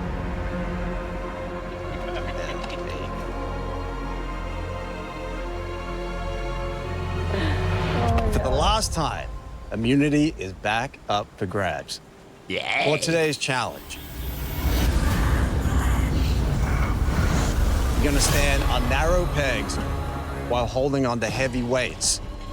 At various intervals, you'll move to narrower pegs, making it more difficult. At any point you step off or drop a weight, you're out of the challenge. And with that, I think Parv just won Survivor. Last person left standing wins immunity and a guaranteed spot at that final tribal where you will have And I think Luke doesn't even make it to the final tribal. I think he'll be the one who gets let go. a chance to pitch to the jury why you deserve the title of sole survivor and $250,000 that goes with it. Let's draw for spots. Let's get to it. I hope they at least go to fire making. I'm ahead of myself. I'm ahead of myself. I'm ahead of myself. No, you can't wait. Oh, this is real torture. Yeah, this is real torture.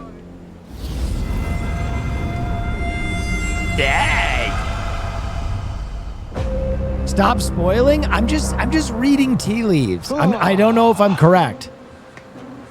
All right, here we go. Everyone, assume the position. Grab your weights. Assume the position is crazy. Assume the position. Step on the first set of pegs.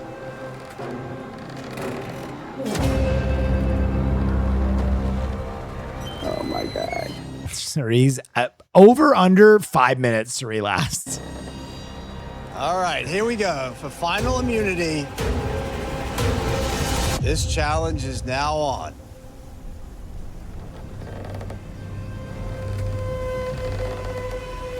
Wow, this is gonna be a nightmare.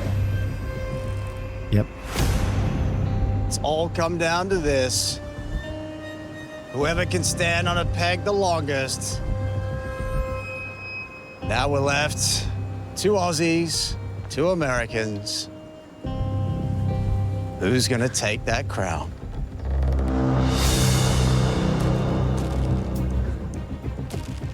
Oh my God. Luke testing those ropes. Oh my God, what is he how doing? much weight is there? Everyone has 20% of your body weight. That is so brutal. That is so brutal. Oh my God. There is no comfortable position in this challenge. You're gonna start to feel I think she could also win. Sneaky. the weight of those sandbags. Those pegs are gonna start grinding into the soles of your feet.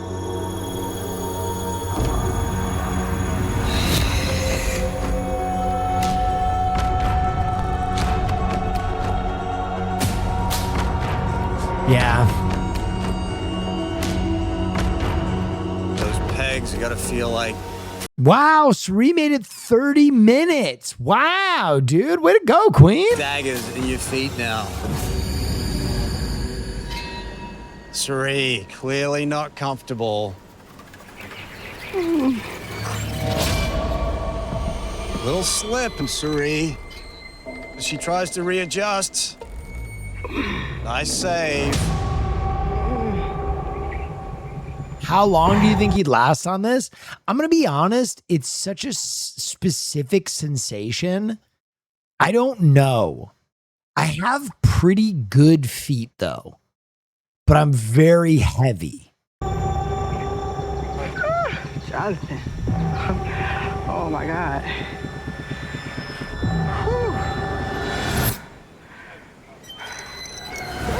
Oh my God.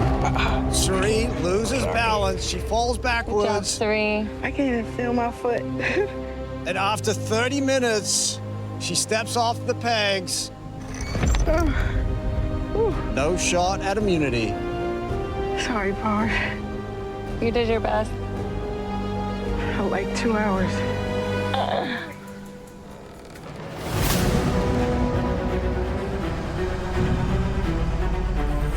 Wow.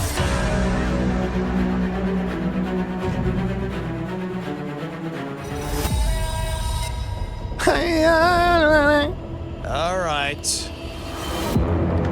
We're an hour into this challenge. Can you get nerve damage from this? Yes. And other contestants have. There was one time it went for like 7 hours and the guy damaged his feet for forever. Let's turn up the heat. We're gonna move on to the next set of pegs.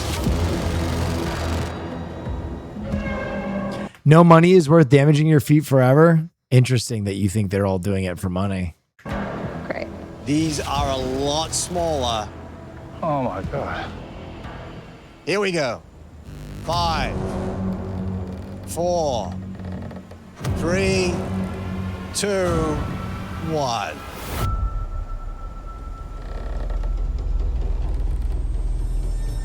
Everyone's made the transition. Peg's a lot smaller now. How long could you last? I really don't know. I've never stood on sharp pegs. There are a lot of physical challenge. I have some frame of reference. I have no frame of reference on this. Other than the fact, I'll be honest, I grew up with a driveway that was all jagged stones. And I would walk on it barefoot and play basketball on it barefoot all the time. And everybody would be like, how the fuck do you do that? So I know that my feet have a high pain threshold. So I don't know. Why though? Because I just didn't think about it. I was like, oh, it's just what driveways are. Janine dancing around on her pegs now.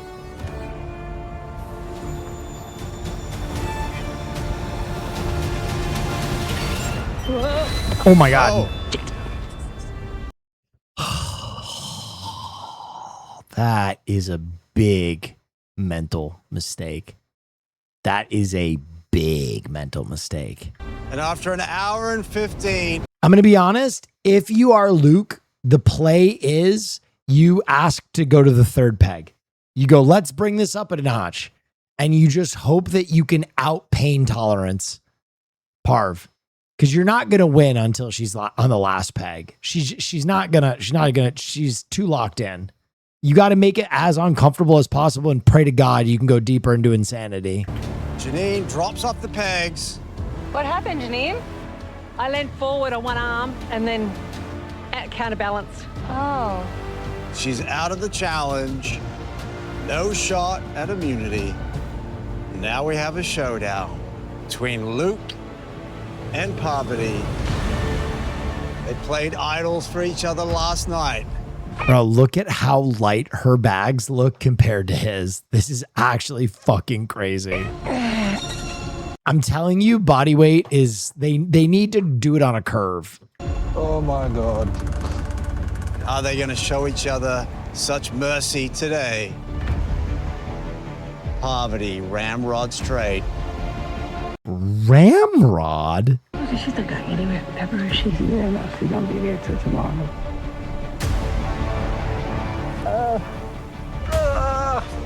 Luke doing everything he can to push through. Say car ramrod. Every part of his foot on fire.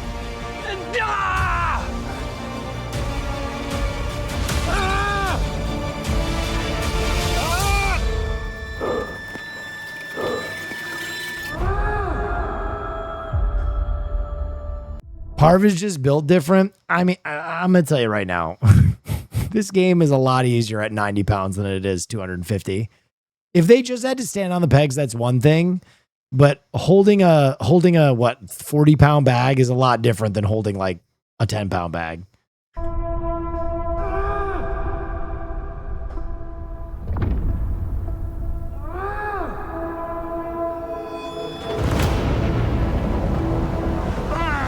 I love the torture challenges. I think they're great, but every season it's a body weight one. I'm like, oh, come on, man.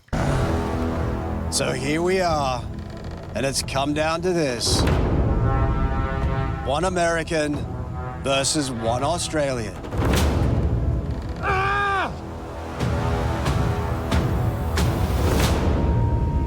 Papa's my choices. Fine. Or go with you guys. Yeah.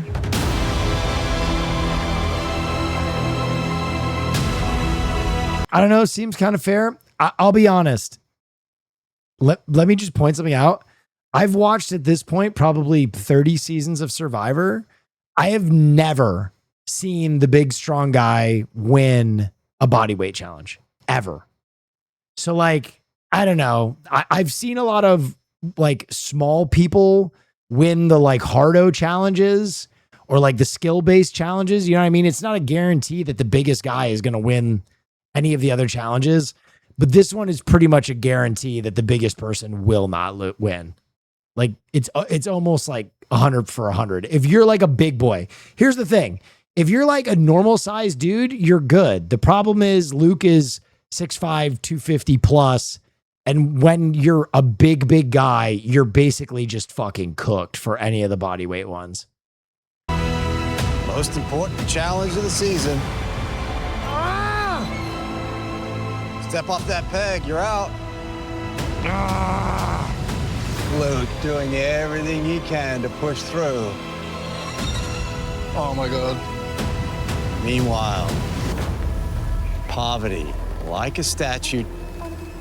Got this part. Come on, Perv. Sleep. Luke, it'd be so easy just to step Google says he's 5'10"? What? Luke is not 5'10". off and end the pain now. What's keeping you going? Walking in with that necklace. What's keeping you up there, pup? Yeah, don't Google. Don't Google. I don't care how tall he is. I honestly don't give a fuck. You guys are going to find out who wins. Challenge. That's my necklace.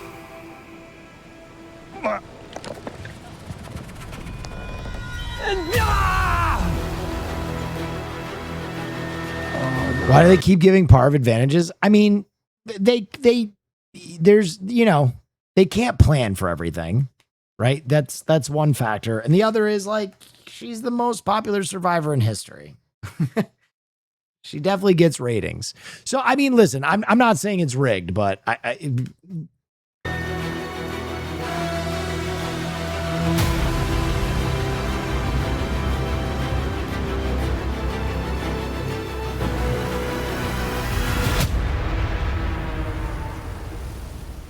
Been at it for an hour, 30 minutes.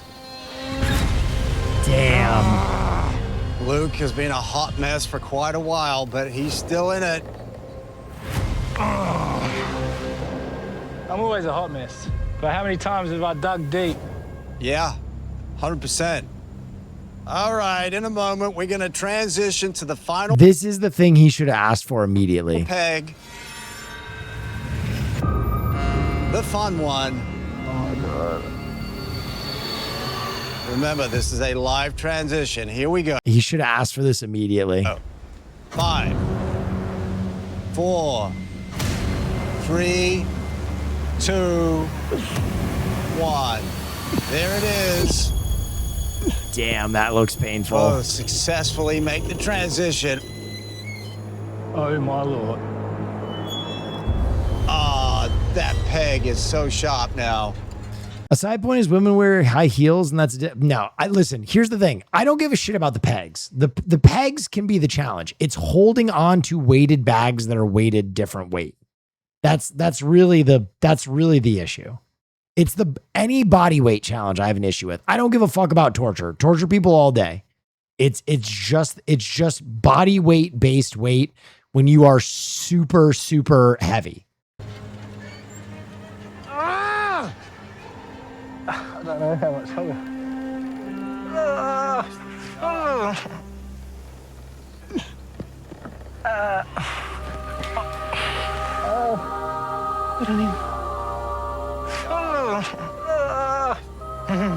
This is hard to watch.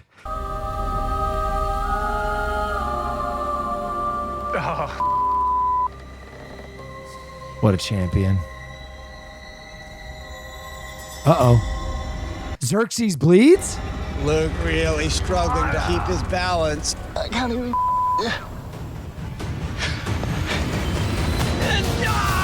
So much pain.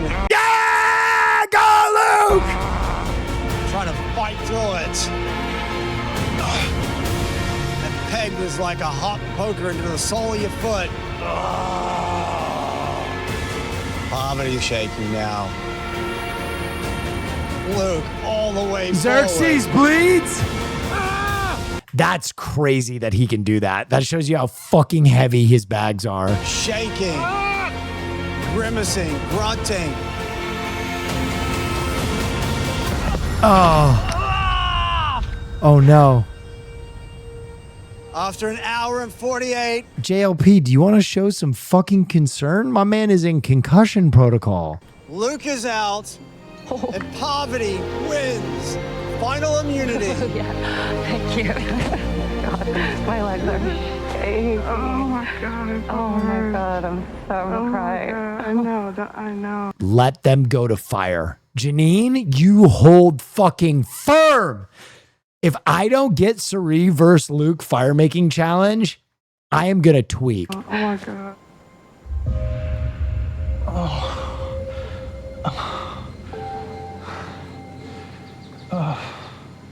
Damn, no one is checking on this man? What the fuck?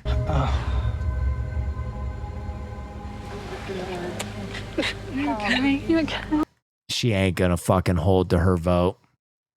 She waited to hug fucking Parv first. She ain't gonna hold to her vote. We ain't getting no fire making challenge. Oh, Pop. Oh, sweetie. You did so well. You're a machine. Oh my God. That last one, oh my God. Oh. Bro, someone get a fucking medic. You know, they have emotion themselves. Ready to go. Good job. Were you in trouble? Were you bad or good there? I was gonna survive as long as it needed. That last peg? It was very sharp.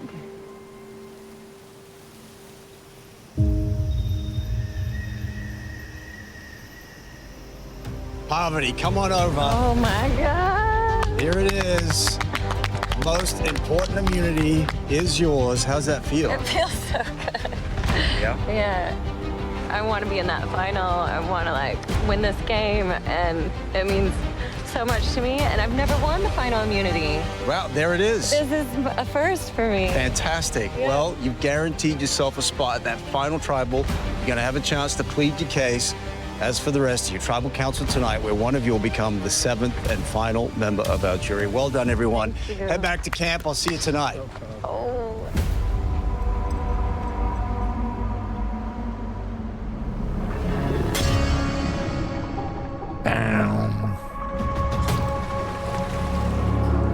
Yeah, again, chat, I don't think it's rigged.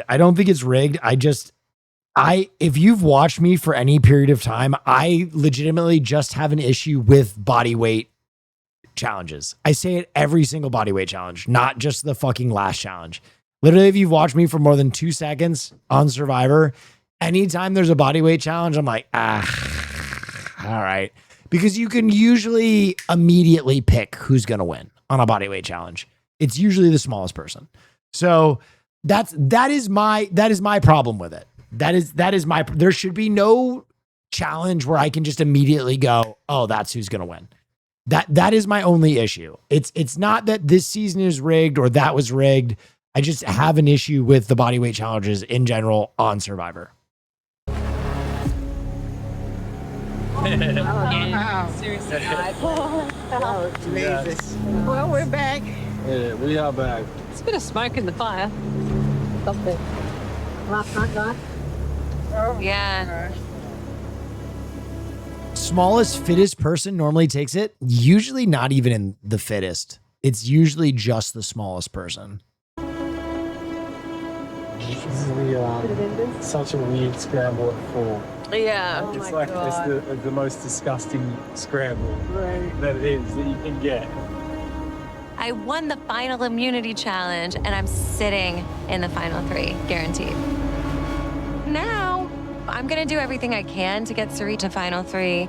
I want her there at the end with me. 3? Yes. Ellie? Sure.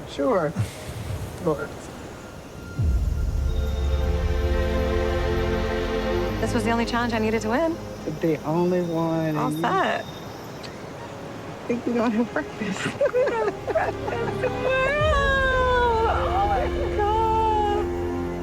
But if Luke gets there, then he's gonna be really hard to beat. I agree. Come on! I know Luke is gonna take it from any of us if we go there.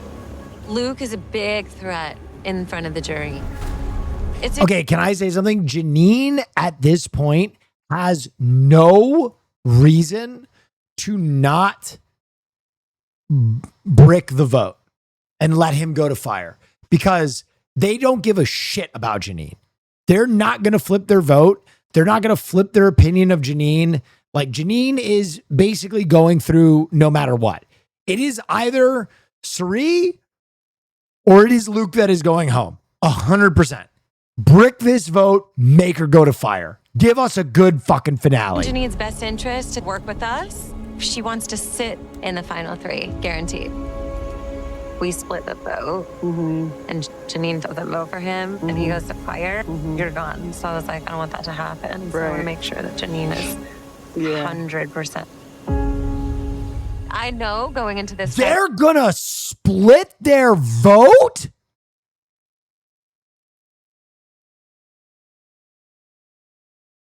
What? Bro, if you are Janine, this is actually your chance to win. Council, if Suri has to do fire against Luke. If Janine hears this, you can then go to Final Tribal and be like, yeah, I betrayed Parv and Suri on the final vote. I broke them up. I clawed my way in. I brought my day one. That is your narrative to win. Suri's gonna lose. So we need to get it locked in.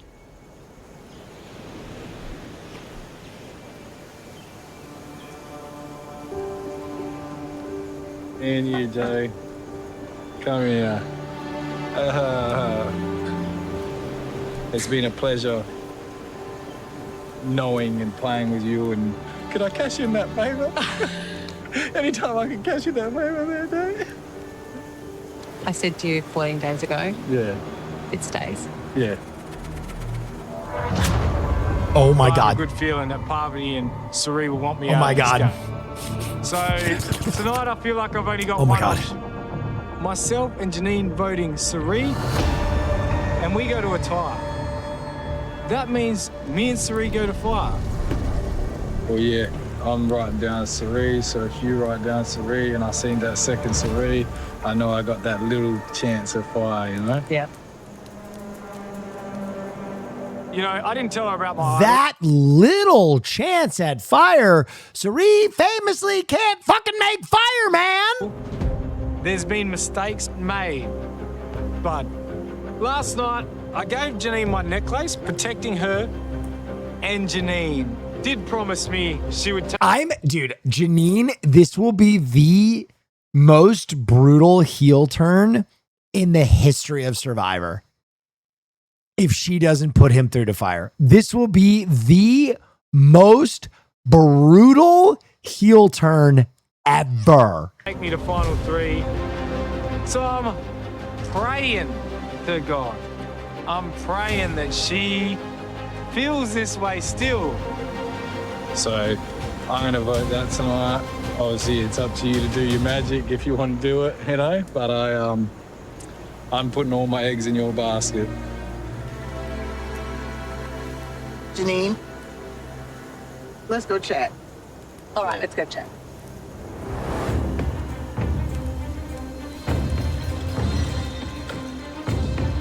It's so close to the end. Oh, it's so... I know, it's so bad. It's good bad. It's good bad. I know. I do trust Janine, and Janine, Mrs. Shark Tank, knows deals, and she knows that this is a smart deal for her. No, it's not. It's not. It's not. It makes you a goat in the eyes of the jury. If she has any hope of winning at the final tribal, selling out her day one for literally no reason, it doesn't buy you any votes. You go to a final. It just survives you one more week and you get slaughtered in final tribal. 3. I know Luke is going to push you hard because he knows if he makes fire between any of us, he'll win. Yeah. But listen, Luke is the only man still left in this game. No, Suri, don't hit it like that. Luke sits next to Christ himself, he's going to win. What? That I hate that. I hate that. I love Suri. I am such a Suri fan. I fucking hate what she just said. If Luke sits there, Almost the entire fucking jury is women. What are we talking about? we're just handing him a check, right? We're handing him the game. Forget about the check. We're handing him the title. We're handing him the days that we've been out here pushing and struggling and staying in. I am officially off Suri. And that's what it's about. There is so many mixed emotions. The pros of letting Luke go to fire is that I've stuck to my word. Yes. And that's a big one. And that plays with the jury. I said I was going to do it, and I did it. And he gave you a fucking idol last week. The cons is my chances of winning Soul Survivor. Girl, you ain't gonna win against Suri and you ain't gonna win against Parv. So get rid of one of them at least. Are seriously diminished. I'd be thrilled. You cannot beat Suri and Parv. This is CEO delusion. This will be one of the craziest heel turns because, like, we've always known she's a CEO. And I've given her the fucking benefit of the doubt. But it will be the most CEO play ever to rat fuck your day one who laid his ass on the line to save you, to not give him a chance to win fire. Thrilled for us three ladies to sit in the final three. So that's it for me. I don't want to let Luke down. But ultimately, I have to think about what's good for me too. No. You don't have to do that. You already lost. You played a shit season of Survivor. Just let Luke go win. I'd be thrilled for us three ladies to sit in the final three. So that's it for me. So I have a choice. Right. My choice is to go with you guys, which I want to anyway. Me too. Right? I want to anyway, right? Oh, that's amazing. Or do I, well, I don't really have a plan B. Right. I don't have a plan B. Right. What do you mean you have a plan B? Send him through the fucking fire. I would love to be with the two of you at the end. Absolutely. She says she's down to Yeah. I want to make sure that Janine is 100%. So, Dude, I have never seen a season so gift wrapped for a single player ever. This is so far it looks good. As long as Janine doesn't crack. I didn't know if Janine would be willing to turn on Luke, but it looks like she really is, and this is music to my ears. I think she's good. I think she wants to. Do not show a Black Widow. I will lose my fucking shit if they show a Black Widow on screen. Win.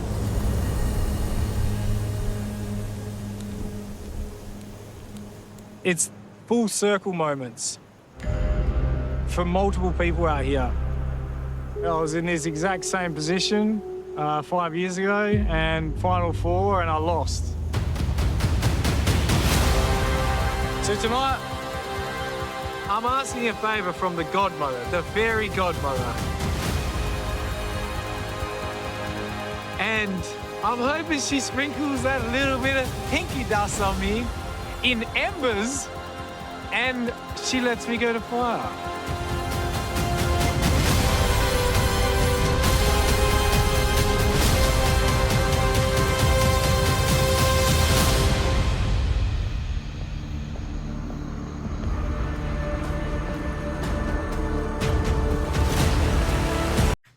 Yes.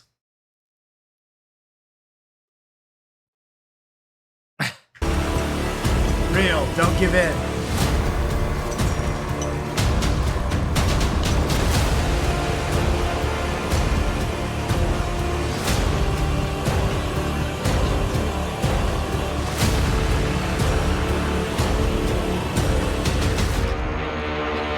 Now bringing out jury. Sarah, Kirby, Cass, Tommy, Lisa, and Shawnee voted out the last tribal council. So Parvati, after 15 manic days of Survivor, here we are, so close to the end, and we're left with 2 Aussies and 2 world players. What do you think that says about this game? Like, this is the most special experience of Survivor I've ever had. I think because of this group of people and the international people, it's a real privilege, and it just feels like such an honor to be in this position. So I know that winning would be important for you personally, but is there any level of patriotism attached to this for you? Is it important that a world player should win? I think, yeah, we all want to represent where we come from, and we have a level of pride in our country. It does sort of feel like the Olympics in that way. But I'd like to think that it stopped World, being you mean Aussie America? Guys, remember, it started Australian team, American team. That's why he said that. strong, world strong. After the merge, it was like, okay, we're doing this game because this is the greatest game of Survivor ever of all time. But Luke, you fought hard to keep Aussies in the game. What would it mean to you to be at the final tribal representing your country? Look, you know, it would be like a pleasure. I know right now I'm in a little bit of trouble. So right now I'd love to try to go in Aussie strong, at least 2 Aussies, 1 American, because that gives us way better chance of an Aussie taking it home rather than American.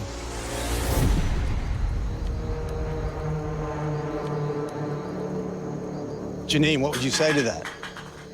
Look, I think when you get down to 4, there is that Australian world divide.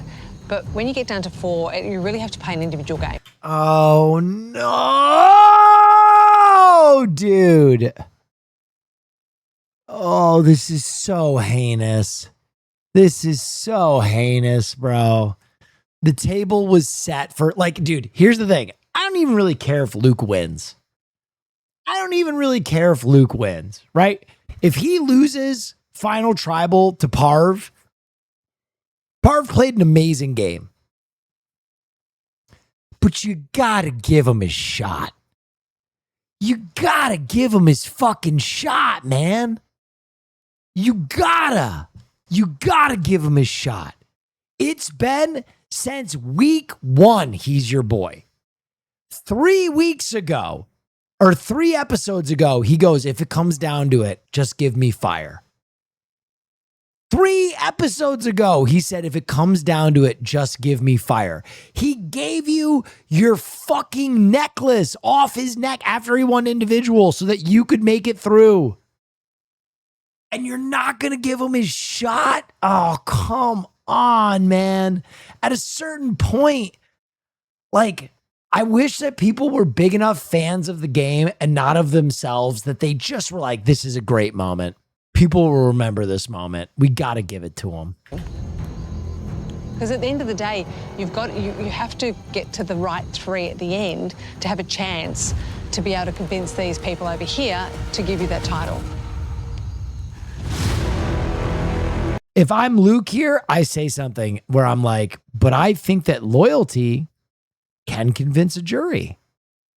And if you don't stick with the people you came with, you could be considered a weak player. Saria, I'm assuming that you would consider yourself to be part of that right 3 at the end. I would love to be part of that right 3 at the end. But as Janine says, when it gets to 4, the lines get a little blurred.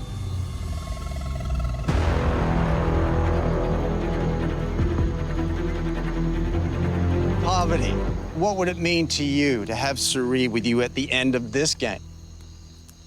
It would mean a lot. It feels like this game is sort of like rewriting history for me, and I want her there.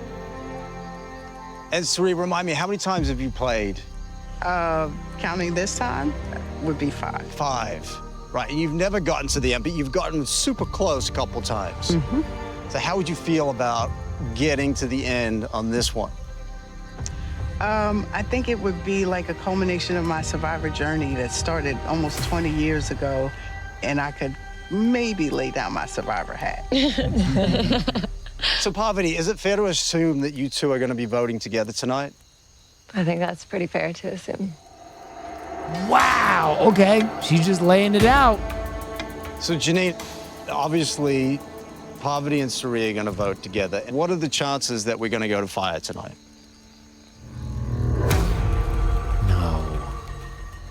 It's not a fun night tonight, right? We're not sitting here going, oh, but yeah, here we are, you know, because there is someone I care about very deeply. Oh my God, she's posturing. That is going to be disappointed. But there's conversations that have been had and there's decisions that have been made. And, you know, sometimes you've just got to, you know, stick with what you've said. All right, well, I think it is time to vote. Suri, you're up.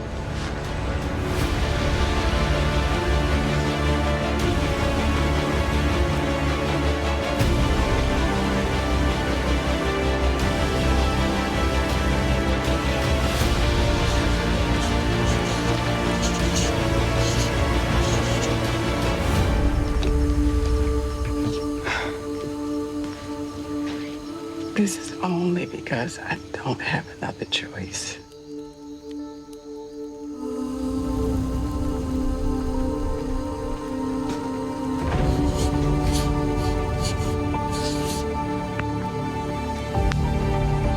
Gotcha. Thank you.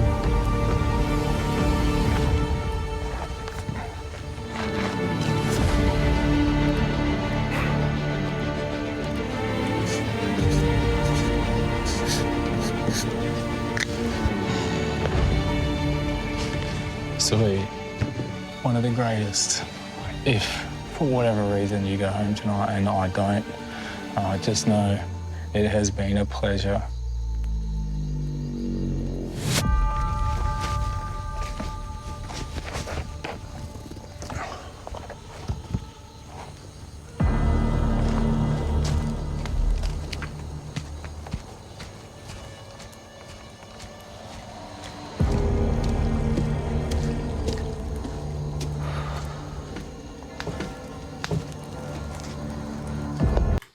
You know what?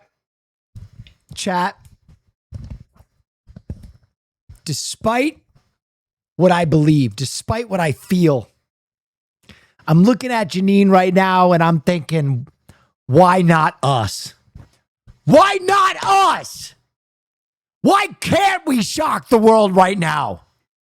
Janine, I'm sorry for doubting you. Give the people what they fucking want. I'm talking about Aussie fucking strong. You don't want an American to walk into your fucking house, the Outback, kill your kangaroos, cunt punt a fucking koala, piss on the Golden Shore. You're not gonna let that happen, Janine.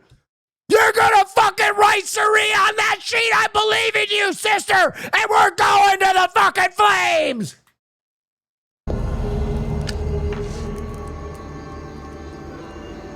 This is not that lightly.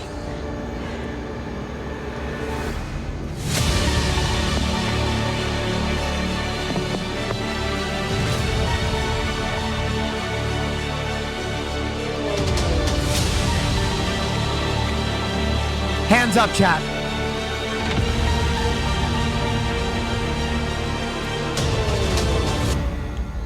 I'm going to count the votes.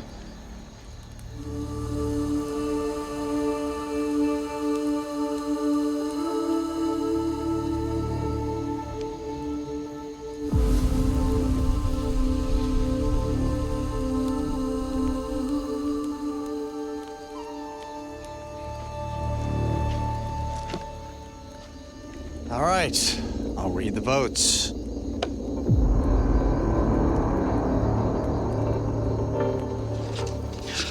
First vote, Luke.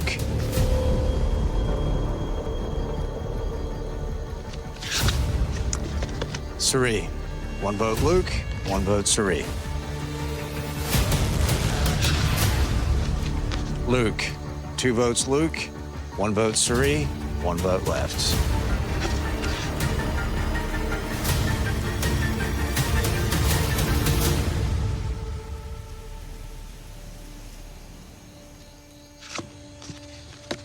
Suri. Yes!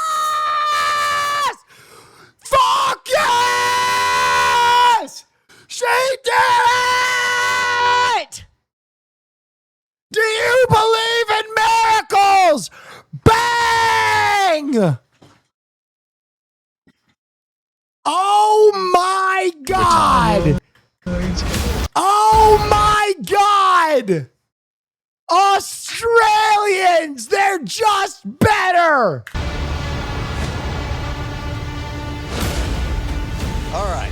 Ludes, we're gonna go to a fire-making.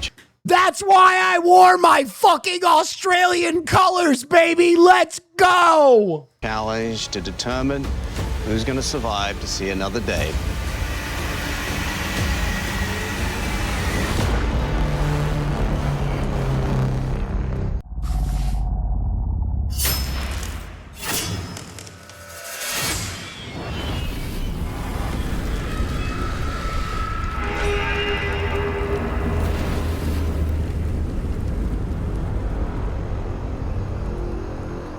All right, Suri and Luke, you both have the same fire-making materials.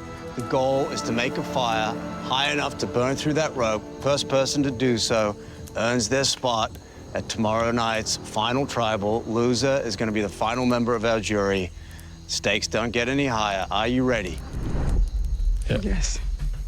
All right, you may begin, and good luck. Suri. You have a flint, knife, coconut husk, and kindling. Silence in the chat. Silence Keep in it the cool, chat. dude. Ellipses only. Ellipses only. Luke, scraping the magnesium. Suri doing the same. Come on, Suri. Luke, go for a spot. Wasting no time. Can he get it to catch? Suri going for a spark now.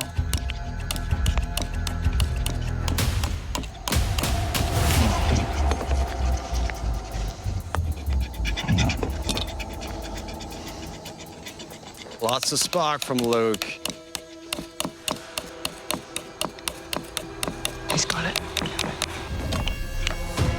There it is. He gets a flame.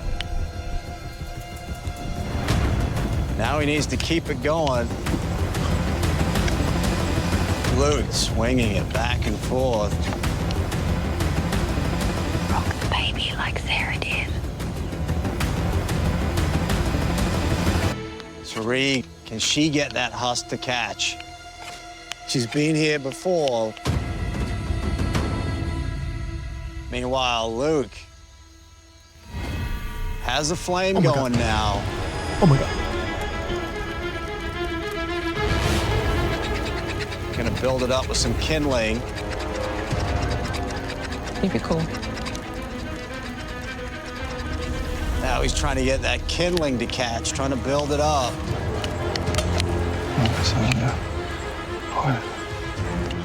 Flame dropping away again. Oh my God.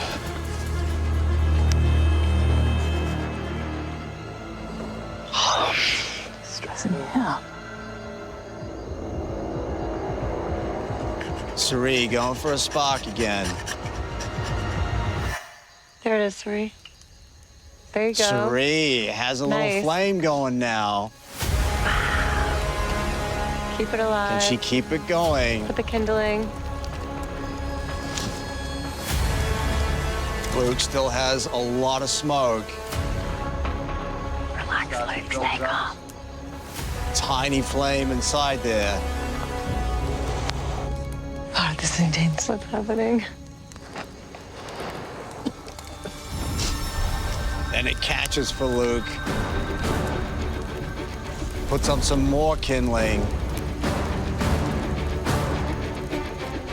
Suri's flame disappears.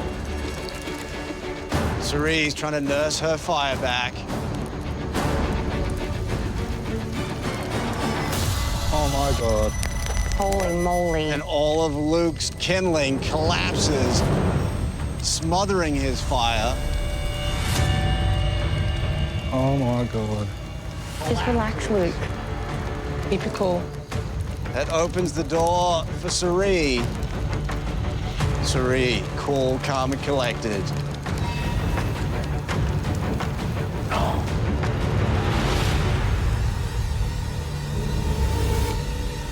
More husk. Parvati trying to help her out. Would love to keep her friend in this game.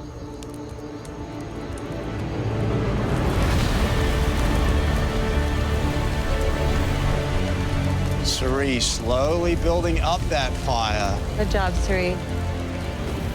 Luke's fire a bit of a mess at this point.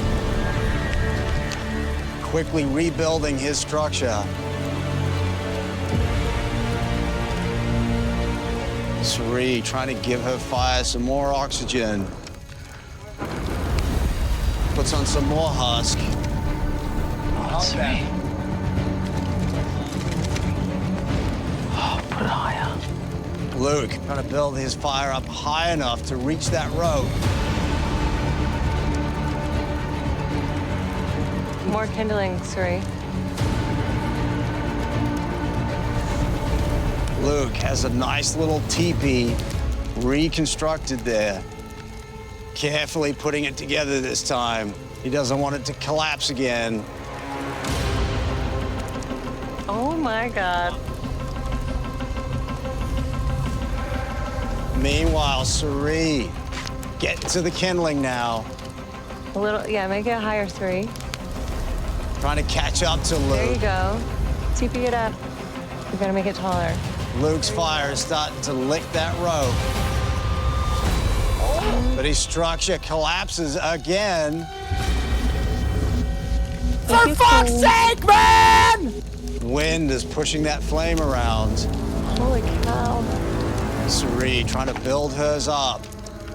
She blows it out. Brings it back again.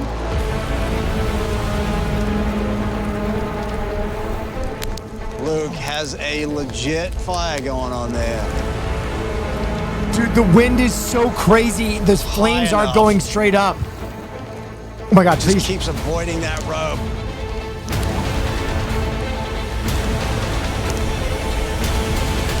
Suri is building her fire up. Now hers is starting to touch the rope. This is so close. Luke's fire all over the side of that rope there. Suri keeps on chipping away, keeps building hers up. Good job, Suri. Wind keeps pushing Luke's flame around. Oh my God. Luke just keeps adding more wood. More oxygen. His rope is on fire. Oh my God! There you go. Oh my God!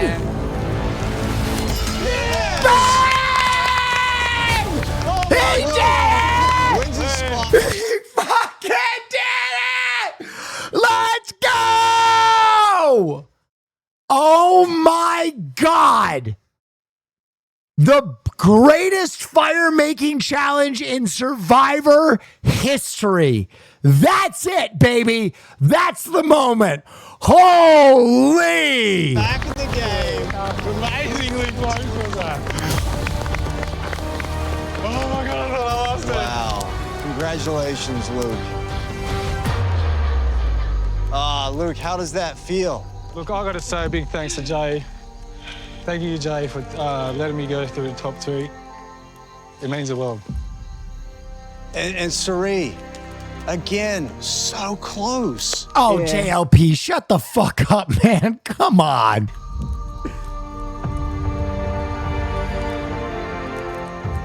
Obviously, I'm devastated that I got this close. She's one of the greatest ever. She's one of the greatest ever. Guys, you watch, that's the kind of shit I was waiting for this season. That was a goat battle. And not Survivor goats. I'm talking about greatest of all time. Greatest of fucking all time. Suri isn't even a fire maker. She botched it earlier in the season and she fucking had it, bro. She locked in. But at the same time, I'm proud that I was at least in it this time. Last time I tried to make fire, there was nothing. Look at this. This is a beautiful fire. And I had an absolute blast. There it is. Wow. So I leave with my head held high. I was so proud of this little fire. You don't know how much this means to me. Like, because I know I have it in me to do it. It's like everything in my life. I have to challenge myself because I know that it's in there. It just struggles to come out sometimes.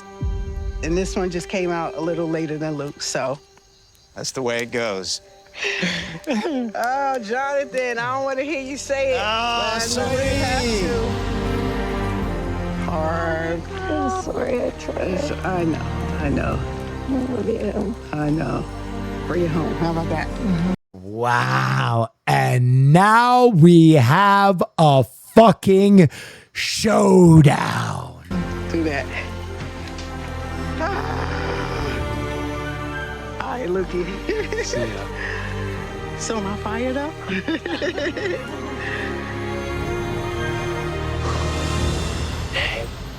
Congrats. Thanks. Good job. Thanks, Bob. Don't do it, Jonathan. Don't do it. Well, Suri, you've played a great game. It's been such a privilege to have you out here. Thank you for coming to join us. Thanks for having me. I know. The tribe has spoken. Damn. I know. All right. Bye, guys. Kick it. Guys, this is what it's all about. The day before EDC, I'm with you. We got the fucking season finale. Would you really want to be anywhere else? Thanks, Parvati. I'm counting on you. Thank you. Wow, dude. Wow. The best Survivor player. I actually had no fucking hope that Janine was going to take that to the fire making challenge. That was actually fucking cinema. To never win. But I guess I'm going to have to wear it. I think it's only fair that Luke has a chance. Class act. Class act. Not like the other CEOs. Not like the other CEOs. Fucking class act. I've actually got you back in the game. Who I want to win is Parv. Who I think may win is Luke. And I try to tell Janine, if Luke gets to this final three, Luke has a great chance. We'll have to see. Oh my God, this final tribal is about to get crazy.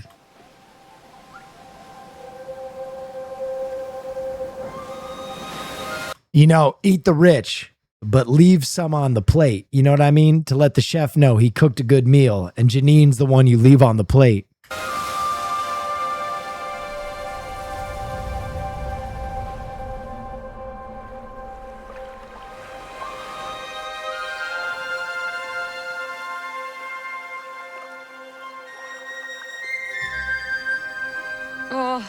What's your net worth? Not close to a fucking CEO of a major company who is also a host on Shark Tank. I'll tell you that much. I am so devastated. It feels like a tragedy that Suri was put in the position of going up against Luke for fire. Good dodge? No, that's not a dodge. There is a difference between being wealthy enough to own a home and being ultra wealthy. She is ultra wealthy. I am not a fucking billionaire, guys. Having Suri here as my number one and to get so close to the end and watch her go out in flames, it felt like such a heartbreak. To have made it all the way to the final three and like knowing that I had to win that final immunity challenge or I would have been out. It's like this. Google says her net worth is $100 million. Okay, guys, she's fucking giga rich. Bittersweet farewell. But I still have final tribal, so I have to regroup. I have to refocus and I have to keep going in this game and stay in it. Who? Janine, guys. Janine. Janine is like a famous Australian entrepreneur.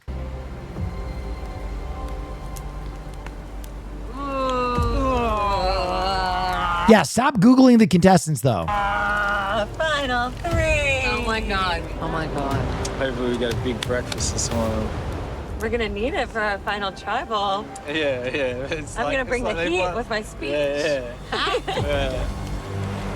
I know you're a keynote speaker and you're really good at speaking, but I'm coming for you guys. This is You've very done it once different. or twice. I've done everything I could to prove that I'm the greatest of all time. But what makes Survivor one of the hardest games to play, you don't have the power at the end.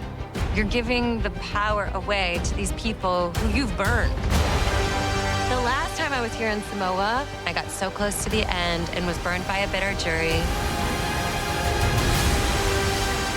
So I'm hoping that tonight, things go a little differently. I gotta see, look, your big body's blocking it. Oh my God. Oh my God. Look at the sauce. Survivor breakfast. Oh my God. Should we have champagne? A champagne toast? Yeah, champagne toast. Let's start with champagne toast. Okay. Lisa doesn't get a vote, right? No, she gets a vote. Oh my God, cheers. Cheers. Cheers, guys. Hey, also, here's the friendship. Here's the friendship. 100%. Unlikely friendship. Unlikely. And also loyalty in a game that is full of lies and deception. And also, when someone gives a word, they keep it. No, true that, Jay. Yeah. Much love. I went through a wave of emotions yesterday. Tribal council, I thought there was a good chance I was getting sent home. But you know what? There's a little bit of heart left in this game, and Janine showed that last night by giving me a chance. So this is what it feels like. The final three breakfast. Something has evaded me for such a long time. I know, me too. You've made it. Here you are. I'm finally at the last hurdle. I need to get my words correct. I need to speak from the heart. You know how much this means to me. You just did that so fast. Yeah. Like a good scrambled egg. You know, I truly love this game, and to be crowned sole survivor of the world, it's actually seasoned perfect too. Thank you. I'm there for you, bud. Oh my God. All the way to the end. All the way. Everyone needs a Janine in their life. What I am really proud of is that I played this game really like a godmother. I took people out and blindsided when I had to, but ultimately, I was loyal to the family. I know a lot of you are confused. That's her nickname, is the godmother. That's why she said that. Okay, we won't be needing this anymore. Last time you ever do that. How I'm going to win this game is like I do in business. You just need to have the emotional intelligence to I will say this. She might cook at this final tribal. She might cook. read the room. Hi, survivors. Goodbye, Samoa. Luke and Parvati, they are Yeah, go for it.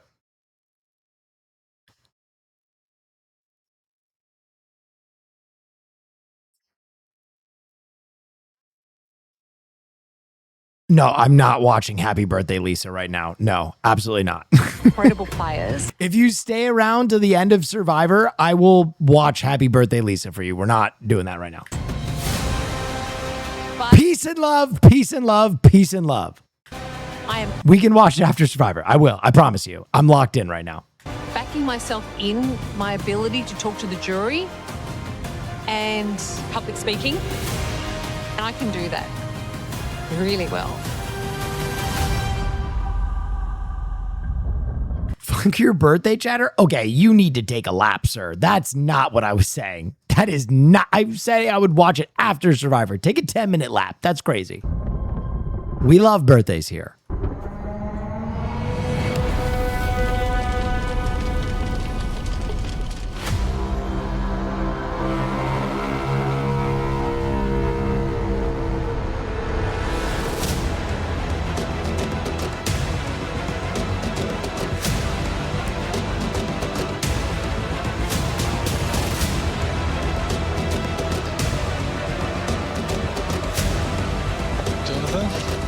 Luke, feeling good? Doing great. All right, well, now bringing out jury. Sarah, Kirby, Cass, Tommy, Lisa, Shawnee, and Serene voted out last tribal council. Is there a final challenge for 2? No, it's a final 3 tribal. All right. So here we are, the final tribal council with 1 American and 2 Aussies, Poverty, Janine, and Luke. You have gone as far as you can go in this game. And tonight, the power shifts to them. The jury. 7 people that you've had a hand in voting out. Will, what is your prediction? My prediction right now is that if you had polymarket odds on this, you would have 60% Parv wins, 40% Luke wins, 0% Janine wins. But we'll see how they talk it out. Directly or indirectly, will now decide which of you 3 deserves to win this game. This is how it's going to work. You're each going to make an opening statement. This is your chance to convince the jury that you deserve the title of Soul Survivor and the $250,000 that goes with it. So the interesting thing is this. Most other seasons, there will be a few bitter jury members that are like, you fucked me over, so I'm voting for the other person. However, in an all-star season, you see a lot less bitter jury members because everybody kind of makes a living on Survivor at this point if you are on an all-star season. So they're much more into like the gamesmanship of it. So you won't see many of them be like, oh, you ruined my chance to win. They are really going to vote for who they think played a better game for most part on an all-star season. Then it's going to be the jury's turn. They're going to ask you questions, lots of questions, and you'll try to answer them. Once everyone's had their say, the jury are going to vote to decide who's the greatest. I'm not clued in. Clued in. I thought we couldn't watch Survivor anymore. That was 4 years ago. Yeah, dude, where have you been? Player of all time.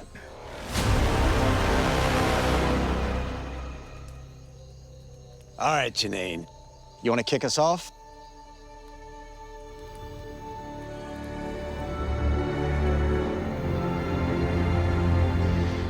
I want the title of Soul Survivor.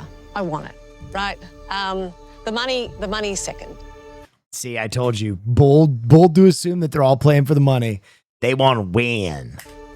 So let's talk about what I think about the game of Survivor. I see Survivor as a game of loyalty and trust.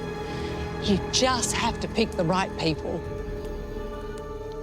And my person came in the form of Luke. So we go into merge. It didn't go well for us. I believed that we were staying strong. But after that time that you got sent out with Sarah, I went, lie to me once, full on them, lie to me twice, full on me. And so I actually knew we have to take Kirby out. Over under, how many votes Janine gets? I think the over under would be 1 vote on Janine, honestly. I think this will be a hard split between Parv and Luke. And you do not miss when you swing at someone like Kirby. We executed the plan really effectively. And I could see the path to top 4. It wasn't by accident. It was planned and calculated. And I had a majority with Sari, Parvati, and Luke. So we were at the final 4. I actually felt really conflicted. You know, Luke is all heart, right? And so he's a tough man to beat. But, you know, sometimes you've just got to stick with what you've said. That FARD challenge. That was probably my biggest yet hardest move that I made in this game. But I think the way you win this game and the way you can get to the end is honestly trust and loyalty. And I actually say loyal. So I think to summarise, my Survivor game is actually flawless. And to actually have a strategy, a plan, and then an execution of that plan was actually gold. Honestly, I know a lot of you are questioning that, but I don't disagree with it. I think if she had like one more big move, she could have beaten Luke. right? Her plan to get to the end is solid. What do I always tell you guys is the greatest advantage in Survivor? One single person that you can absolutely trust, a duo queue. I will take this to the grave. 90% of the great players usually have a duo queue that they're running things with. The problem is sometimes you lose to your duo queue in the end. So I actually don't think that she is making like an erroneous statement. The problem is she just didn't play the game better than Luke. And when you duo queue, that's sometimes how you lose. You got to be better than your partner.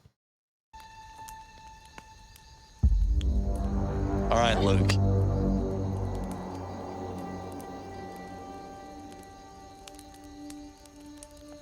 First, I want to just start with a little story, okay? In 2017, when I applied for Survivor, I got put in a room with about 40 people, and we got asked a question, what will make you a great Survivor player? And I said, I'm going to be one of the most dominant Survivor players the world has ever seen. And you know what? Everyone laughed. Now I'm here, and I'm so happy because I love this game.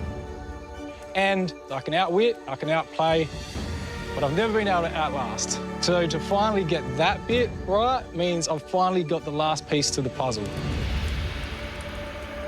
Now, you probably want to hear about the game. When he talks about how he got Sari to rip up her advantage, I think he has to hit that hard. He's got to hit that shit hard. Like that's going to be his southern border wall. You know what I mean? He's got to go. And we built a wall, a beautiful wall. I got Parv to rip up her advantage. You won't believe it. I really shouldn't have been able to do that, but I was. Day 3, I found my Art of the deal. And I feel like I was the one looking the most. So I was stoked with that. Now the George vote. We get George out. One thing happened in that vote that was really important. It was me and Jay.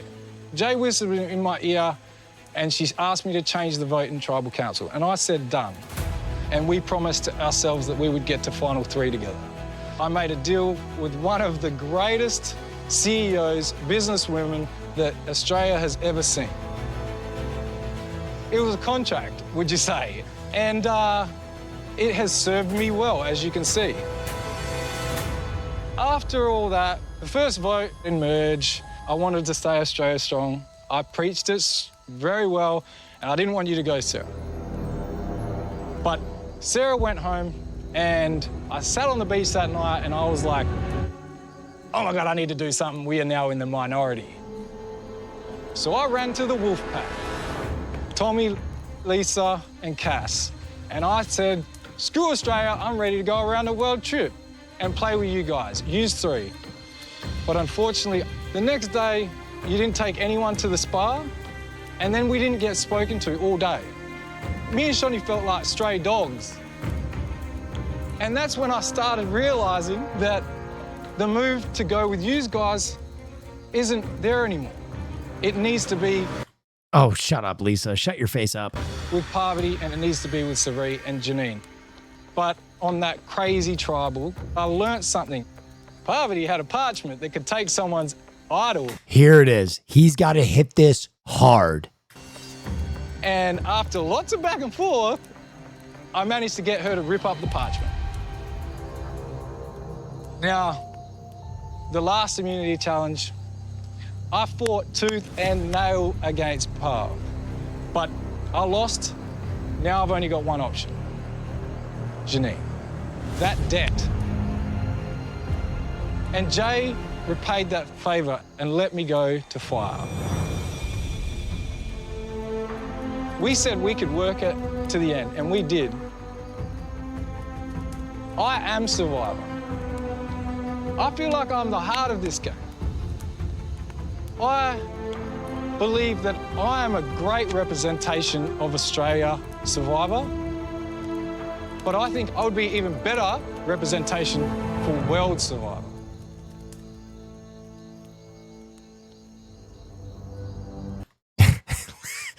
Yo, Lisa might actually fucking stab him to death if he wins. She's such a fan. She's like the chick from Misery, bro. She's about to chain Suri to a bed and make her do fucking Survivor fanfic. Like, she's actually like, I'm gonna be real. I'm sure the producers were like, what did we do? Because they needed another winner that spoke English and they wanted to get someone from New Zealand, but like, she is like a mega fan. All right, Pav. You ready to go? Survivor, for me, has been a 20-year love affair.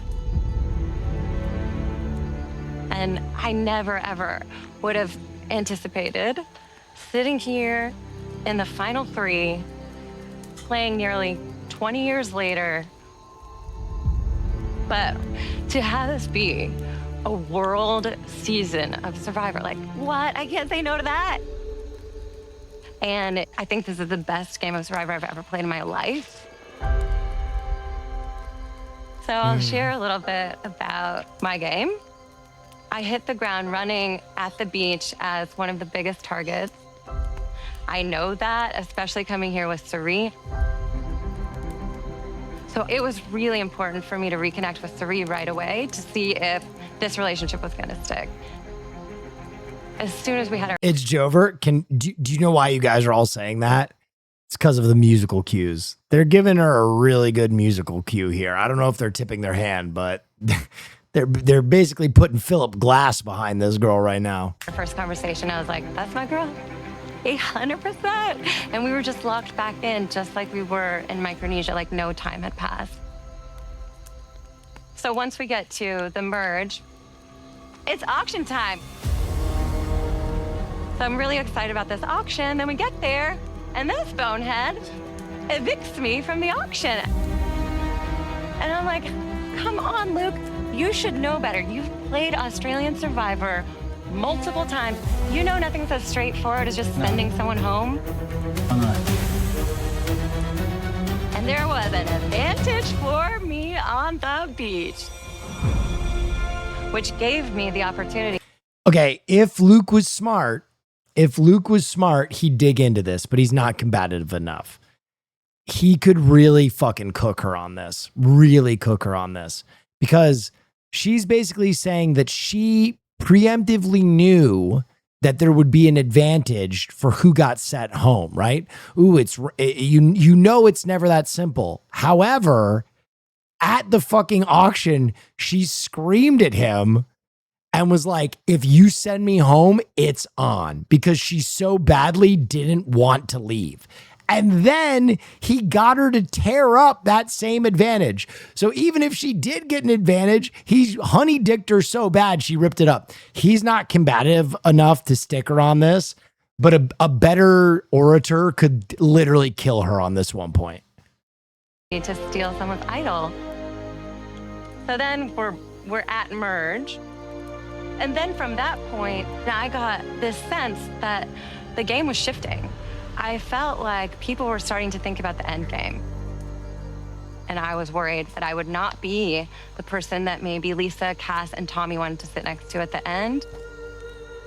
So then when I sensed that there could be a move being made on me, I felt like, okay, here's my time. I gotta make some pandemonium at this tribal council. Pull out my idol, put it around my neck. But I'm like, I still don't— Can they interrupt during speeches? You can do whatever the fuck you want at Final Tribal. Honestly, I've seen crazy shit at Final Tribal. As long as the drama is lit, the producers will be like, yeah, they don't care. The producers want you to throw punches, right? Like they want it to be all out war at Final Tribal. Safe, gathered the troops, Luke and Janine. And I was like, all right, I'm gonna vote with you guys tonight because I just feel like something is amiss. And then Cass whips out her idol and I was like, oh, wasn't expecting that. But then I remembered I had the advantage, so you gotta be on your toes out here. I pull out my advantage, read the first 2 lines, which say, oh, this is knowledge is power, you can steal someone's immunity. But I don't read the 3rd line that says, You have to present this to Jonathan before he says it's time to vote. I keep that information to myself. Again, it is interesting because Cass played it for Lisa, which is still like, that was such a bizarre moment. Anyway. And then once I shared that advantage and I said that in tribal, Luke got so scared that he came up to me and was like, please rip up your advantage. I have an idol. I haven't told anyone about it. But he told me, giving me complete power over his game. No. Luke, you gotta hit back on this one. You have to hit back on this one. If he doesn't hit back on this one, it's crazy. Because she didn't want Janine to make it through on the round of 5. She didn't. And he used his advantage to force. He has to hit back on this. She's basically stealing the narrative from Truth now. So, with that said, I know that I am sitting here next to Australia's national treasure and an OG, like amazing businesswoman, keynote speaker, powerhouse. But I'm hoping that tonight your vote is based on who's played the best game. He deserves to fight back, or he deserves to get cooked if he can't fight back. It doesn't mean that he can't fight back the rest of the time, though, right? Like, he might just be holding his tongue while she's monologuing and then can answer those questions during the interview portion. Because the game that they played was the best game.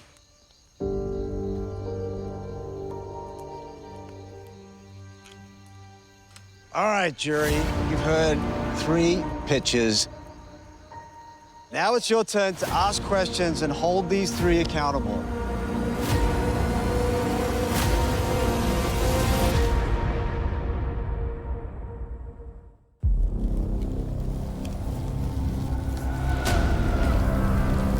I don't think Parv said shit there. It was pretty good.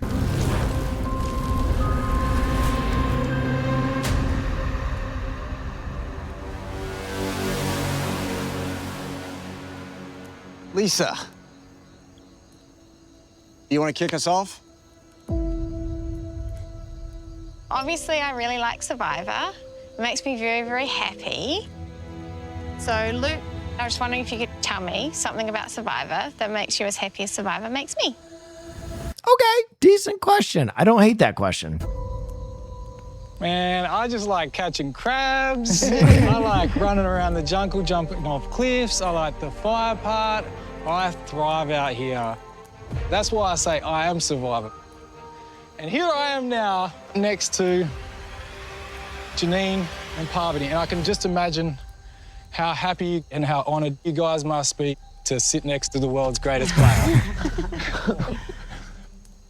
Suri, what do you got? Miss Parvati, my question for you, Parv, the night when I... By the way, guys, if this feels chopped down, it's because they cut a lot of these questions out. This final process is actually like 3 hours long.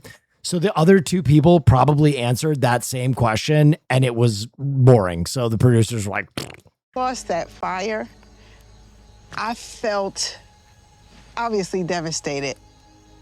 But I felt that you were more devastated than I was. Why was it so important for you, for me to be sitting here with you?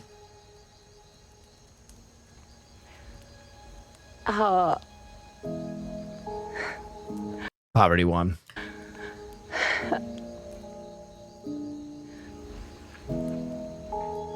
It's so miraculous to have a Survivor soulmate. And I was like, if Suri wants to work with me and we can lock in like we did in Micronesia, to have another chance,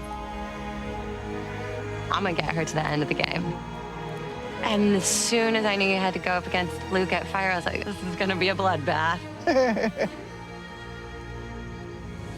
I was like trying to cheer you on, and you got the fire, and then you almost got it, and I was like, she's gonna do it. And then you did it, and I'm like, oh, it just feels like, it feels like a sinking feeling. Like I wanted you to be sitting here. I really did. I'll be honest, if Suri wins that fire making challenge, she really does have a chance to win this final tribal, because it's such like a character development moment for the entire jury to watch her blow a fire making challenge and then to beat someone that she has no business beating to make it into final tribal. It would have been big. It would have been really fucking big. All right, Tommy, what do you got for us? Poverty. So, for me, there was times in the game when I tried to play with you. Were you ever gonna play with me, or were you just playing me? No, I was playing with you before we got to the merge, it was world strong. Yeah, it's 5 people, but like with me. Like, were you never like... Oh. It seems like you seduce everyone. Am I special? Well, yeah, it's just like, I have loved your spirit and your essence in this game, but I saw how close you were with Lisa and Cass, so I Tommy's like, I didn't even really like Lisa all that much. invested my time and She kind of fucked all my shit up. energy in the women that I had previously aligned with, trying to work with Kirby. Basically, it was world strong, woman strong, and never Tommy strong. It's just not going to be our love story. I'm sorry. Thank you. I can't work with everybody. Yeah. I want to work with you, Tommy. That was a good point for Luke. That was a good point for you. Got to be charming. Okay, let's go on there. So, look, you've been since day one Aussie strong. Yeah. You said yesterday, last tribal, that you even wanted the Australian win this thing. Yes. So why wouldn't I take the play from that playbook and vote World Strong tonight? This is a great point. And if I were Luke, I would say, listen, Survivor is a game born in the United States, a cultural phenomenon. And there have been many other countries that have made their own version, but none have soared as high as the Australian version. We take this shit very fucking seriously. And we love this game. And I wanted to prove that the best Survivor players in the world are not from its home country, but down fucking under. I totally understand. And you know what, Tommy? I had to fight from the bottom. The moment Sarah got taken, I straight away knew we'd lost majority. And that's why I ran up to you. And I was sitting in a perfect position. Shonny and me had voted with you guys. We were ready to make the move. It was proof. We wrote it down. Yet at the same time, I did have Jay. And Jay was saying, play with Sari and play with Parp. But I actually wanted to work with yous. If yous took me and Shonny to the spa, even one of us probably, no doubt yous would have still had me and Shonny. And you would have had the 5. And I would have taken out these guys. But you didn't. You like left us out to dry for 24 hours and then expected us to vote with you. You know, Real. I just felt more like abandoned to the fact that let's jump over with Sari and Parp. I played the safe vote. I actually feel like I didn't take the crazy blindside. I didn't take the crazy move. And that's how I've got here in Final 3.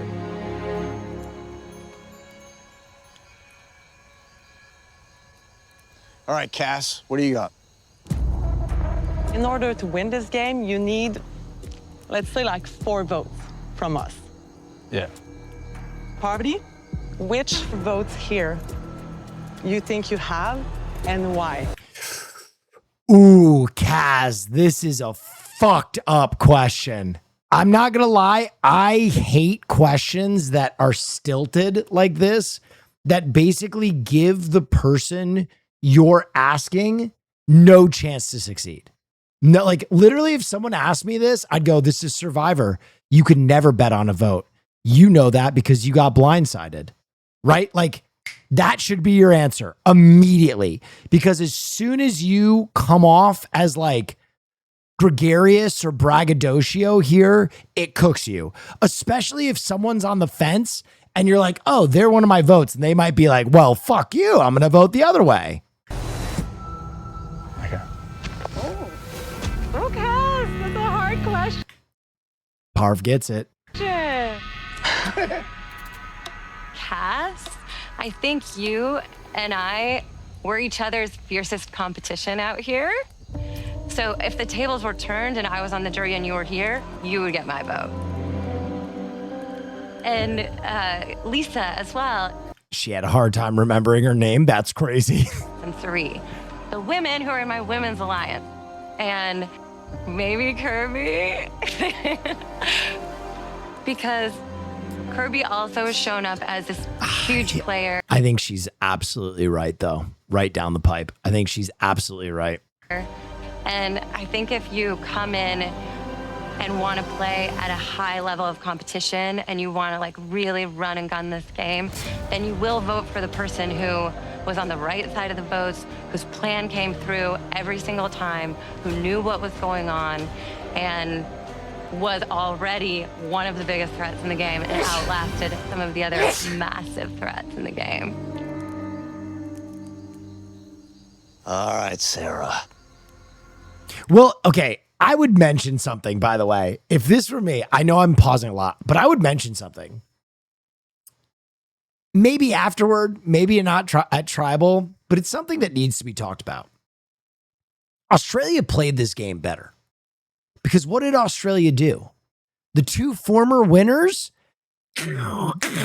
were gone in the first 2 weeks. Pow, pow. They were out. George, the golden god and the golden cunt, they got them out instantaneously. Like the big dog threats, they were gone.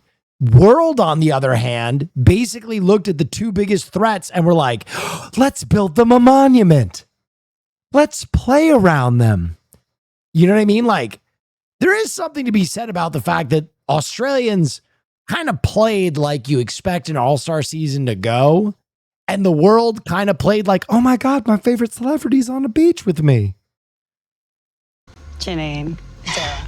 Funny thing about jury, we do talk. Yep. So we do get insights into people's games, and we come here wanting to clarify the missing pieces. Just because your game is so based around loyalty, Kirby and I have been chatting. Kirby was Aussie strong until you had that conversation with her, saying that I was throwing her name out there, which I was. Yeah, what the fuck? What kind of question is that? You were Aussie strong until the Aussies started trying to kill each other? Yeah, you got to pick a side, lady. You can't be on a team that's destroying itself internally. Once you challenge someone to a duel, someone got to go. But I think you're a smart enough person to know that if you start stoking the flames, Kirby will move. And, you know, that broke our Aussie strong agreement. And it played you into a minority with Luke. And you're at Final Tribal. What the fuck is the point of your question? It was Janine that broke up the Aussies. Yeah. God damn it! You say you played a flawless game, and I can't look past that little flaw. Smart play by Luke. Luke knows he needs those Australian votes, so he just fucking threw gas on that fire. Because you were actually going for each other, yes. I felt like I had to choose. Yes. Right? So Not then, though. But, like, I thought that it was important for Kirby to know what was going on. Not then, though.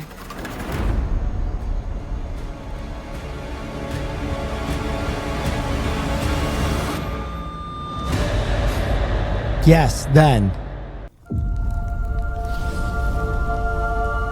I'm going to be honest. Another thing you should know about Survivor, if at any point it is clear that a jury member is trying to bury you, you got to bury them. You know that you don't have a vote with them. Bury them. Go at them. Go at that. You have to make them look dumb. If you're sitting there, if a jury member decides to fuck you over like that, and you're sitting there like, you're cooked. You've lost more than just their vote. If a jury member comes at you, you immediately... Sarah, the reason I got rid of you is because it was you against Kirby, and Kirby is better at Survivor. And I needed a better player to get me here. And that's why I'm sitting here and you're sitting there. Immediately. Cut their fucking head off.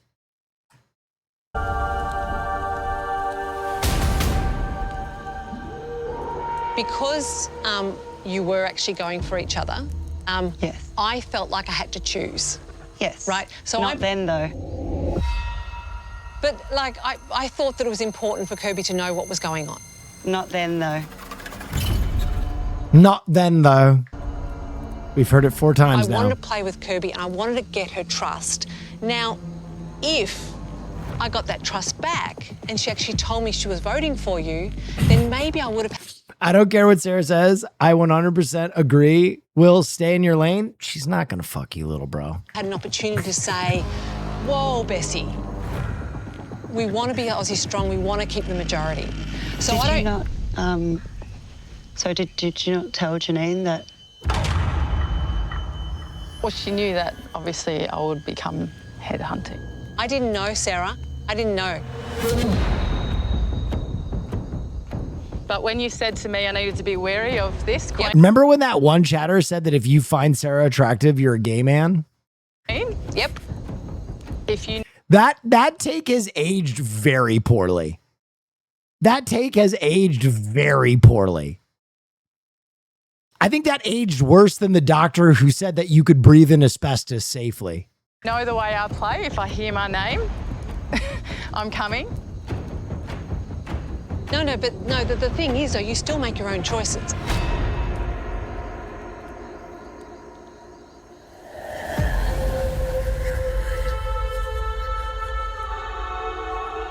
Not then, though. All right, Shawnee. Got a question? Luke, Yeah. was there any single moment that you felt the most vulnerable, and then how did you flip that around to now be sitting at the final 3? Okay. Shawnee is a vote for Luke, 100%. This question is an alley-oop. So the inverse of you trying to fuck up someone's final tribal when you're like, hey, you fucked me over and you played this game poorly, explain that, is the layup. This is a layup, which means that she is in your pocket. We know Luke is at least getting 1 vote. From the bottom.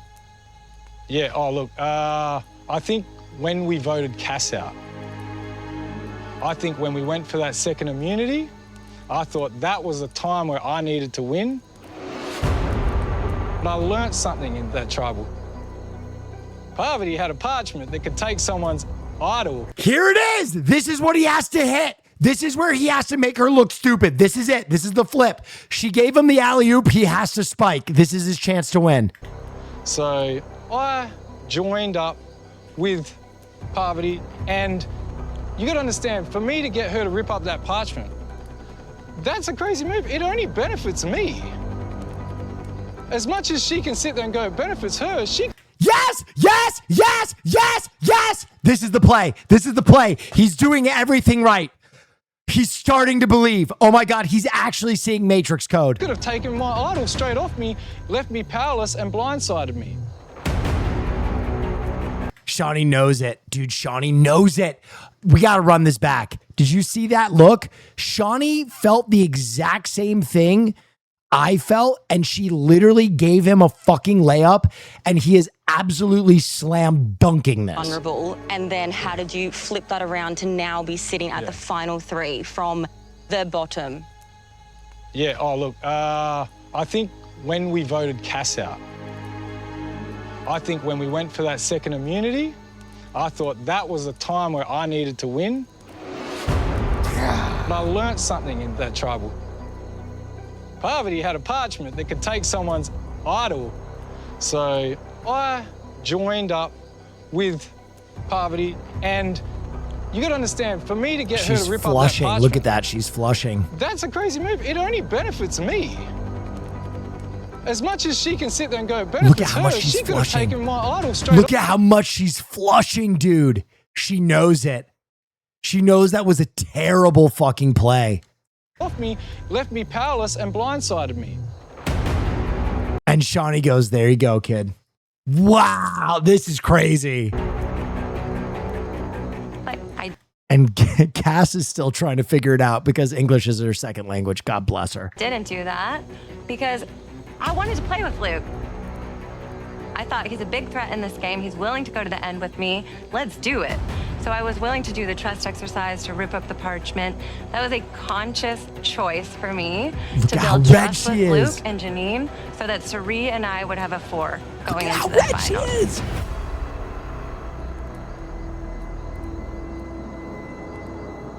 All right, Kirby. Okay, Kirby is, in my opinion, Kirby is the swing vote. Because Kirby was obsessed with Parv. Obsessed with her. But she's a force of nature and she's super bitter.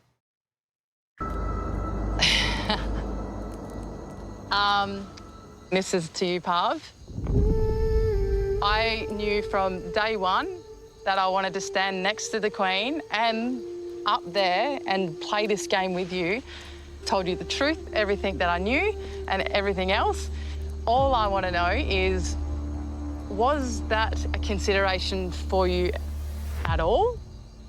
So that mattered to me, and I wanted to play with you too. I just felt like we could do some real damage in this game. Just like Bonnie and Clyde. But were we ever going to be in it? Or was I just...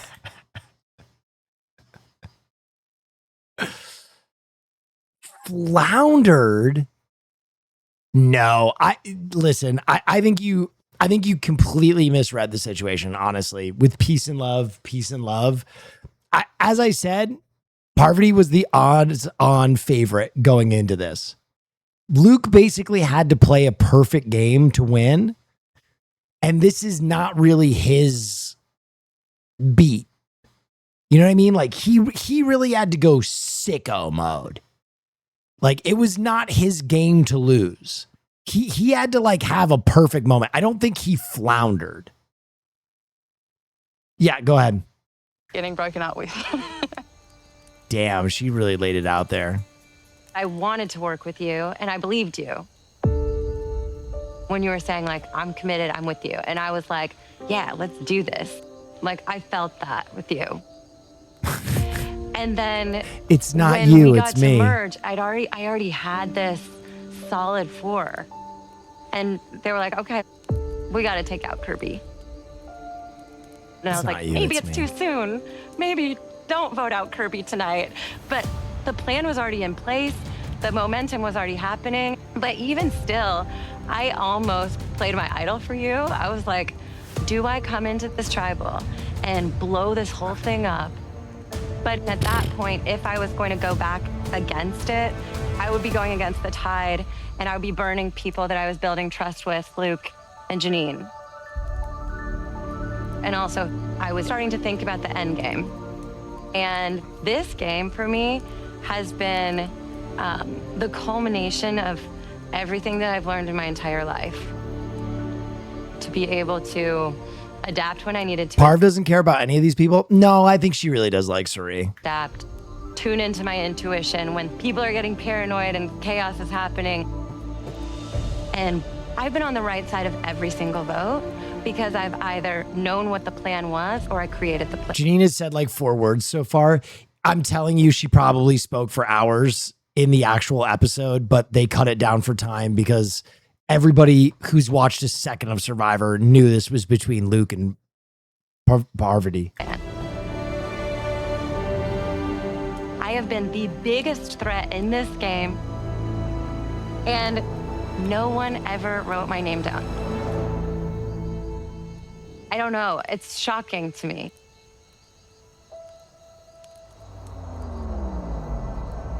Okay, jury, you should have more than enough information. Okay.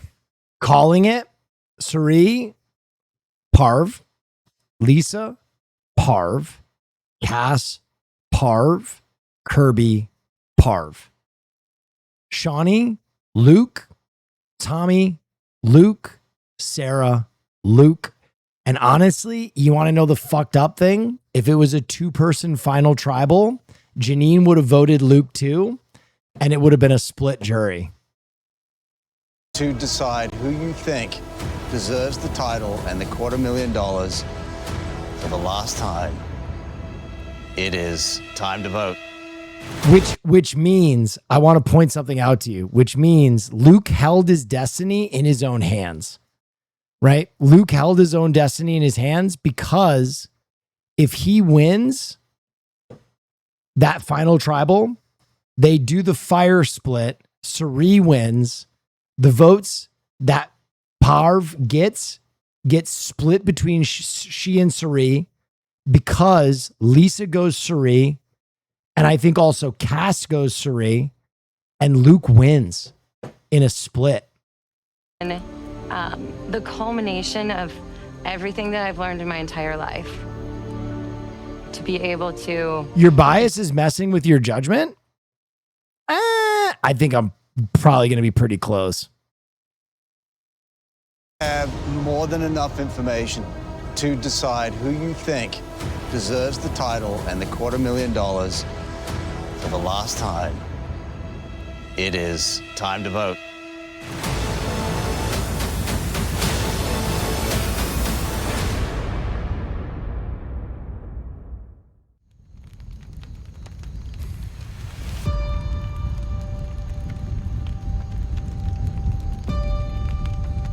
For the last I gotta time, pee. it is time to vote. Shawnee, you're up.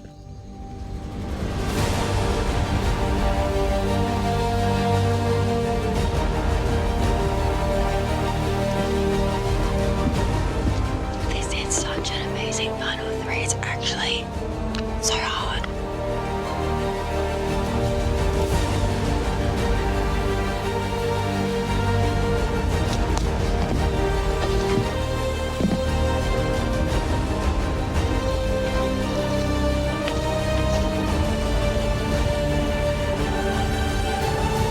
Luke, your survivor legacy has been exceptional.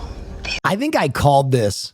I think I called this dot on. In every game you played, The only one that I'm not sure about is Tommy. and that makes you undisputably the greatest of all time.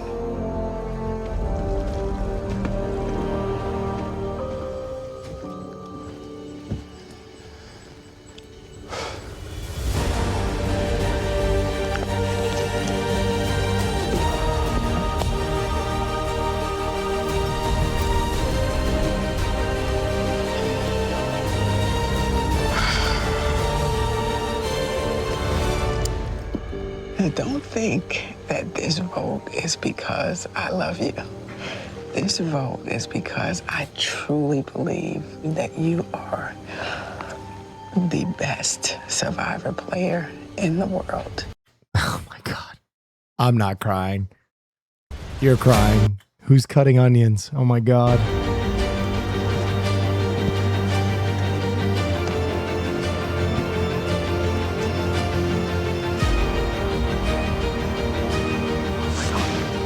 Right, Parv, you fucking jerk. I think you deserve this crown.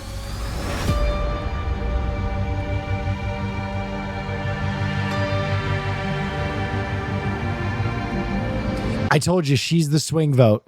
Basically, she's whatever way she votes, they won. And I think she went for Parv. I think she cannot control her crush for Parv, even though she got hamstrung.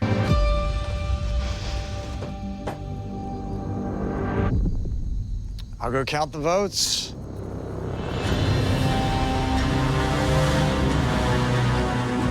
so many fans. I mean, it's why Parv never got a single vote, man. The most accomplished player on the entire All-Star season didn't get a single vote. That's crazy.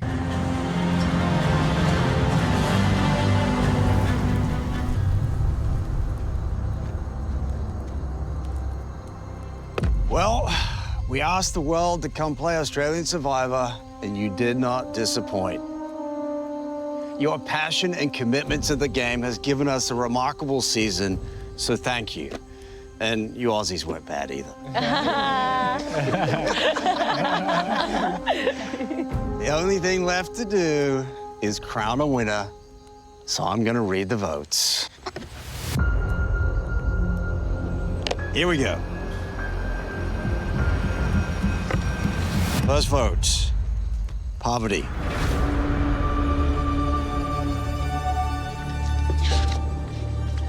Luke. That's one vote Poverty, one vote Luke. It might be Parv the entire rest of the way. Poverty. That's 2 votes Poverty, 1 vote Luke. If this next vote is Parv, it's over.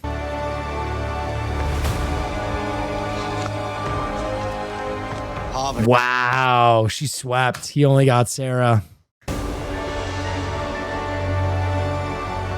3 votes Poverty, 1 vote Luke. Winner of Australia versus the world, Poverty.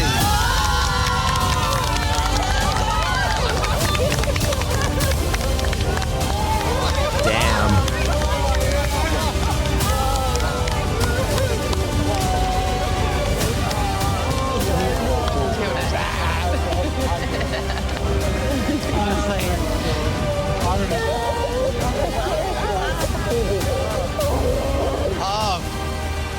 Check now. There's your check. Damn. This is my final time playing Survivor, so to have been awarded She deserves more. I will be honest. I have no animosity that Parv won this. I am a Parv fan. I thought that was a fantastic season, but I do think Luke played a better season. All in all, I do think Luke played a better season. But I mean, it's an all-star season. I'm just happy it was close at the end. Like, you know, they both played fantastic seasons. It's kind of measuring very small distances. 1, 2, the jury doesn't have the God's eye. We do. And 3, it's tough when half the jury is fucking fans of yours. win from the jury is like the sweetest moment. It has been a pleasure to be a part of your Survivor journey, and you will forever be my Survivor soulmate. I'm so grateful to have been a part of this incredible experience of Australia versus the world. There's something about How did shooting your Survivor application go? Oh, it didn't, because we had to move the podcast 5 separate times. So I couldn't schedule it on Sunday. this game that just gets in my blood. I feel like I was born to play Survivor. Being in the World Tribe, I've watched your game. Come on, Will. What do you mean? They moved the podcast 5 separate times. I rescheduled my shoot 3 separate times. And then they moved it again, and I couldn't. Gabe had something else to do. From front row, and I have one thing to say. You are still the great player that made me fall in love with this game. Happening. Played a great game. You at EDC, it'll be unique? No. I'm not even looking at my phone at EDC. I feel like you were in control basically the entire time. I think this is the best game of Survivor I've played because I think I made some pretty great moves. I kept myself in a majority alliance. Game was impeccable. Your timing was impeccable. I think you deserve this crown. With the biggest target on your back since day one, and still able to play at the level that you played, you truly are. What target? Oh my God. Oh my God. Greatest of all time. This feels like a full circle moment for me personally. It feels like kind of rewriting history in a way that feels so right. I'm glad Parv won, though. Honestly, I'm glad Parv won because I do think it's interesting going into this season. Like, I think you could make an easy case for her as the best of all time. And she kind of doesn't get that because, you know, like she shared the glory with Suri and, you know, Survivor heads make a lot of arguments. I think now she gets the kind of recognition she deserves as one of the show's greatest of all time, period, full stop.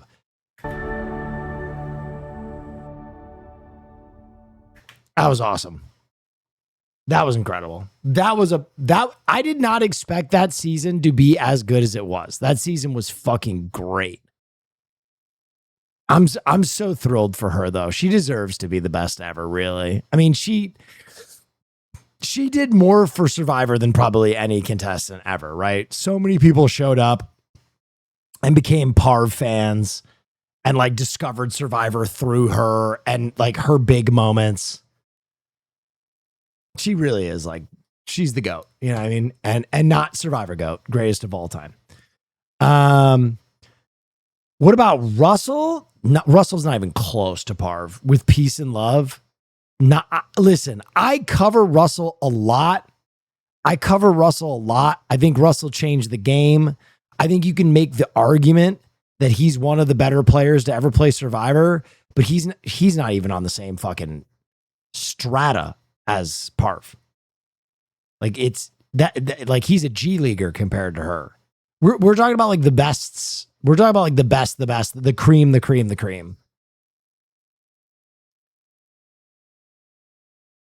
Thank you. Thank you. Also to the person who suggested I filmed at my Survivor audition at EDC. I did not mean to snap at you, but it's like the 1 week off I take a week. It's like the 1 week off I take a year. And already my agent and my manager have like scheduled 3 things or tried to. Like my handler that basically schedules everything for me was like, hey, you have this weekend, you have this weekend, and you have this weekend. And I was like, no, girl, you got to block out. Girl, I blocked out a year ago. That was not on me. I take the same time off every year for the last 5 years. No, that's not on me. That's them going, wait a minute, we can make some money? I was like, no, peace and love. We're not doing it. I love my manager and my agent, though. They're fucking phenomenal people, but they got over their ski tips. No, so I was like, no, I can't. I won't. Have you ever watched Traders? I hear I should watch Traders. You ever do a Survivor player tier list? No, I don't really want to. There's too many players. Go for it. The Rat King? The Rat King is phenomenal. But like, okay, let me make something clear to you guys. Winning one season is a lot different than winning or placing in the final tribal of multiple seasons. There's a big difference. Doing it once is one thing. Doing it multiple times is another. Then doing it in an all-star season like that is like quite another. Parv essentially has won 3 times. She really did get tucked up by that second jury. She's really good. She's really good.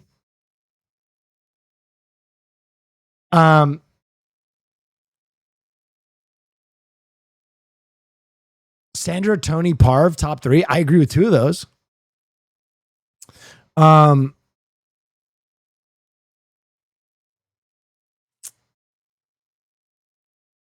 Okay. Any thoughts on JLP, his last season? I felt really bad for JLP until I heard that the reason he left was a financial dispute and he was already making $4.5 million a season. At first I was like, damn, they really fucked his shit up. But I heard he basically was like, no, you need to like pay me way more. And they were like, brother, we're already paying you, what is that, $3 million American a season to do just to host Survivor? And he was like, no, you got to pay me more. And they were like, we can't do that. So.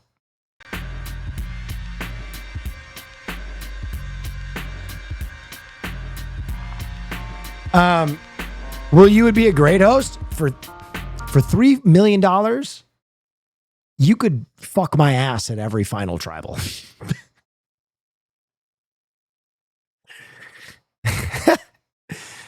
The tribe has spoken.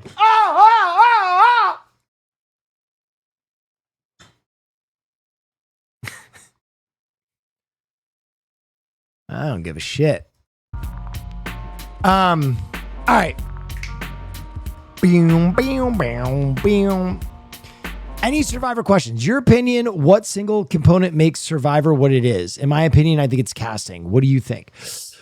I've said this a few times. I think that I am very attracted to Survivor because it's kind of like a metaphor for life.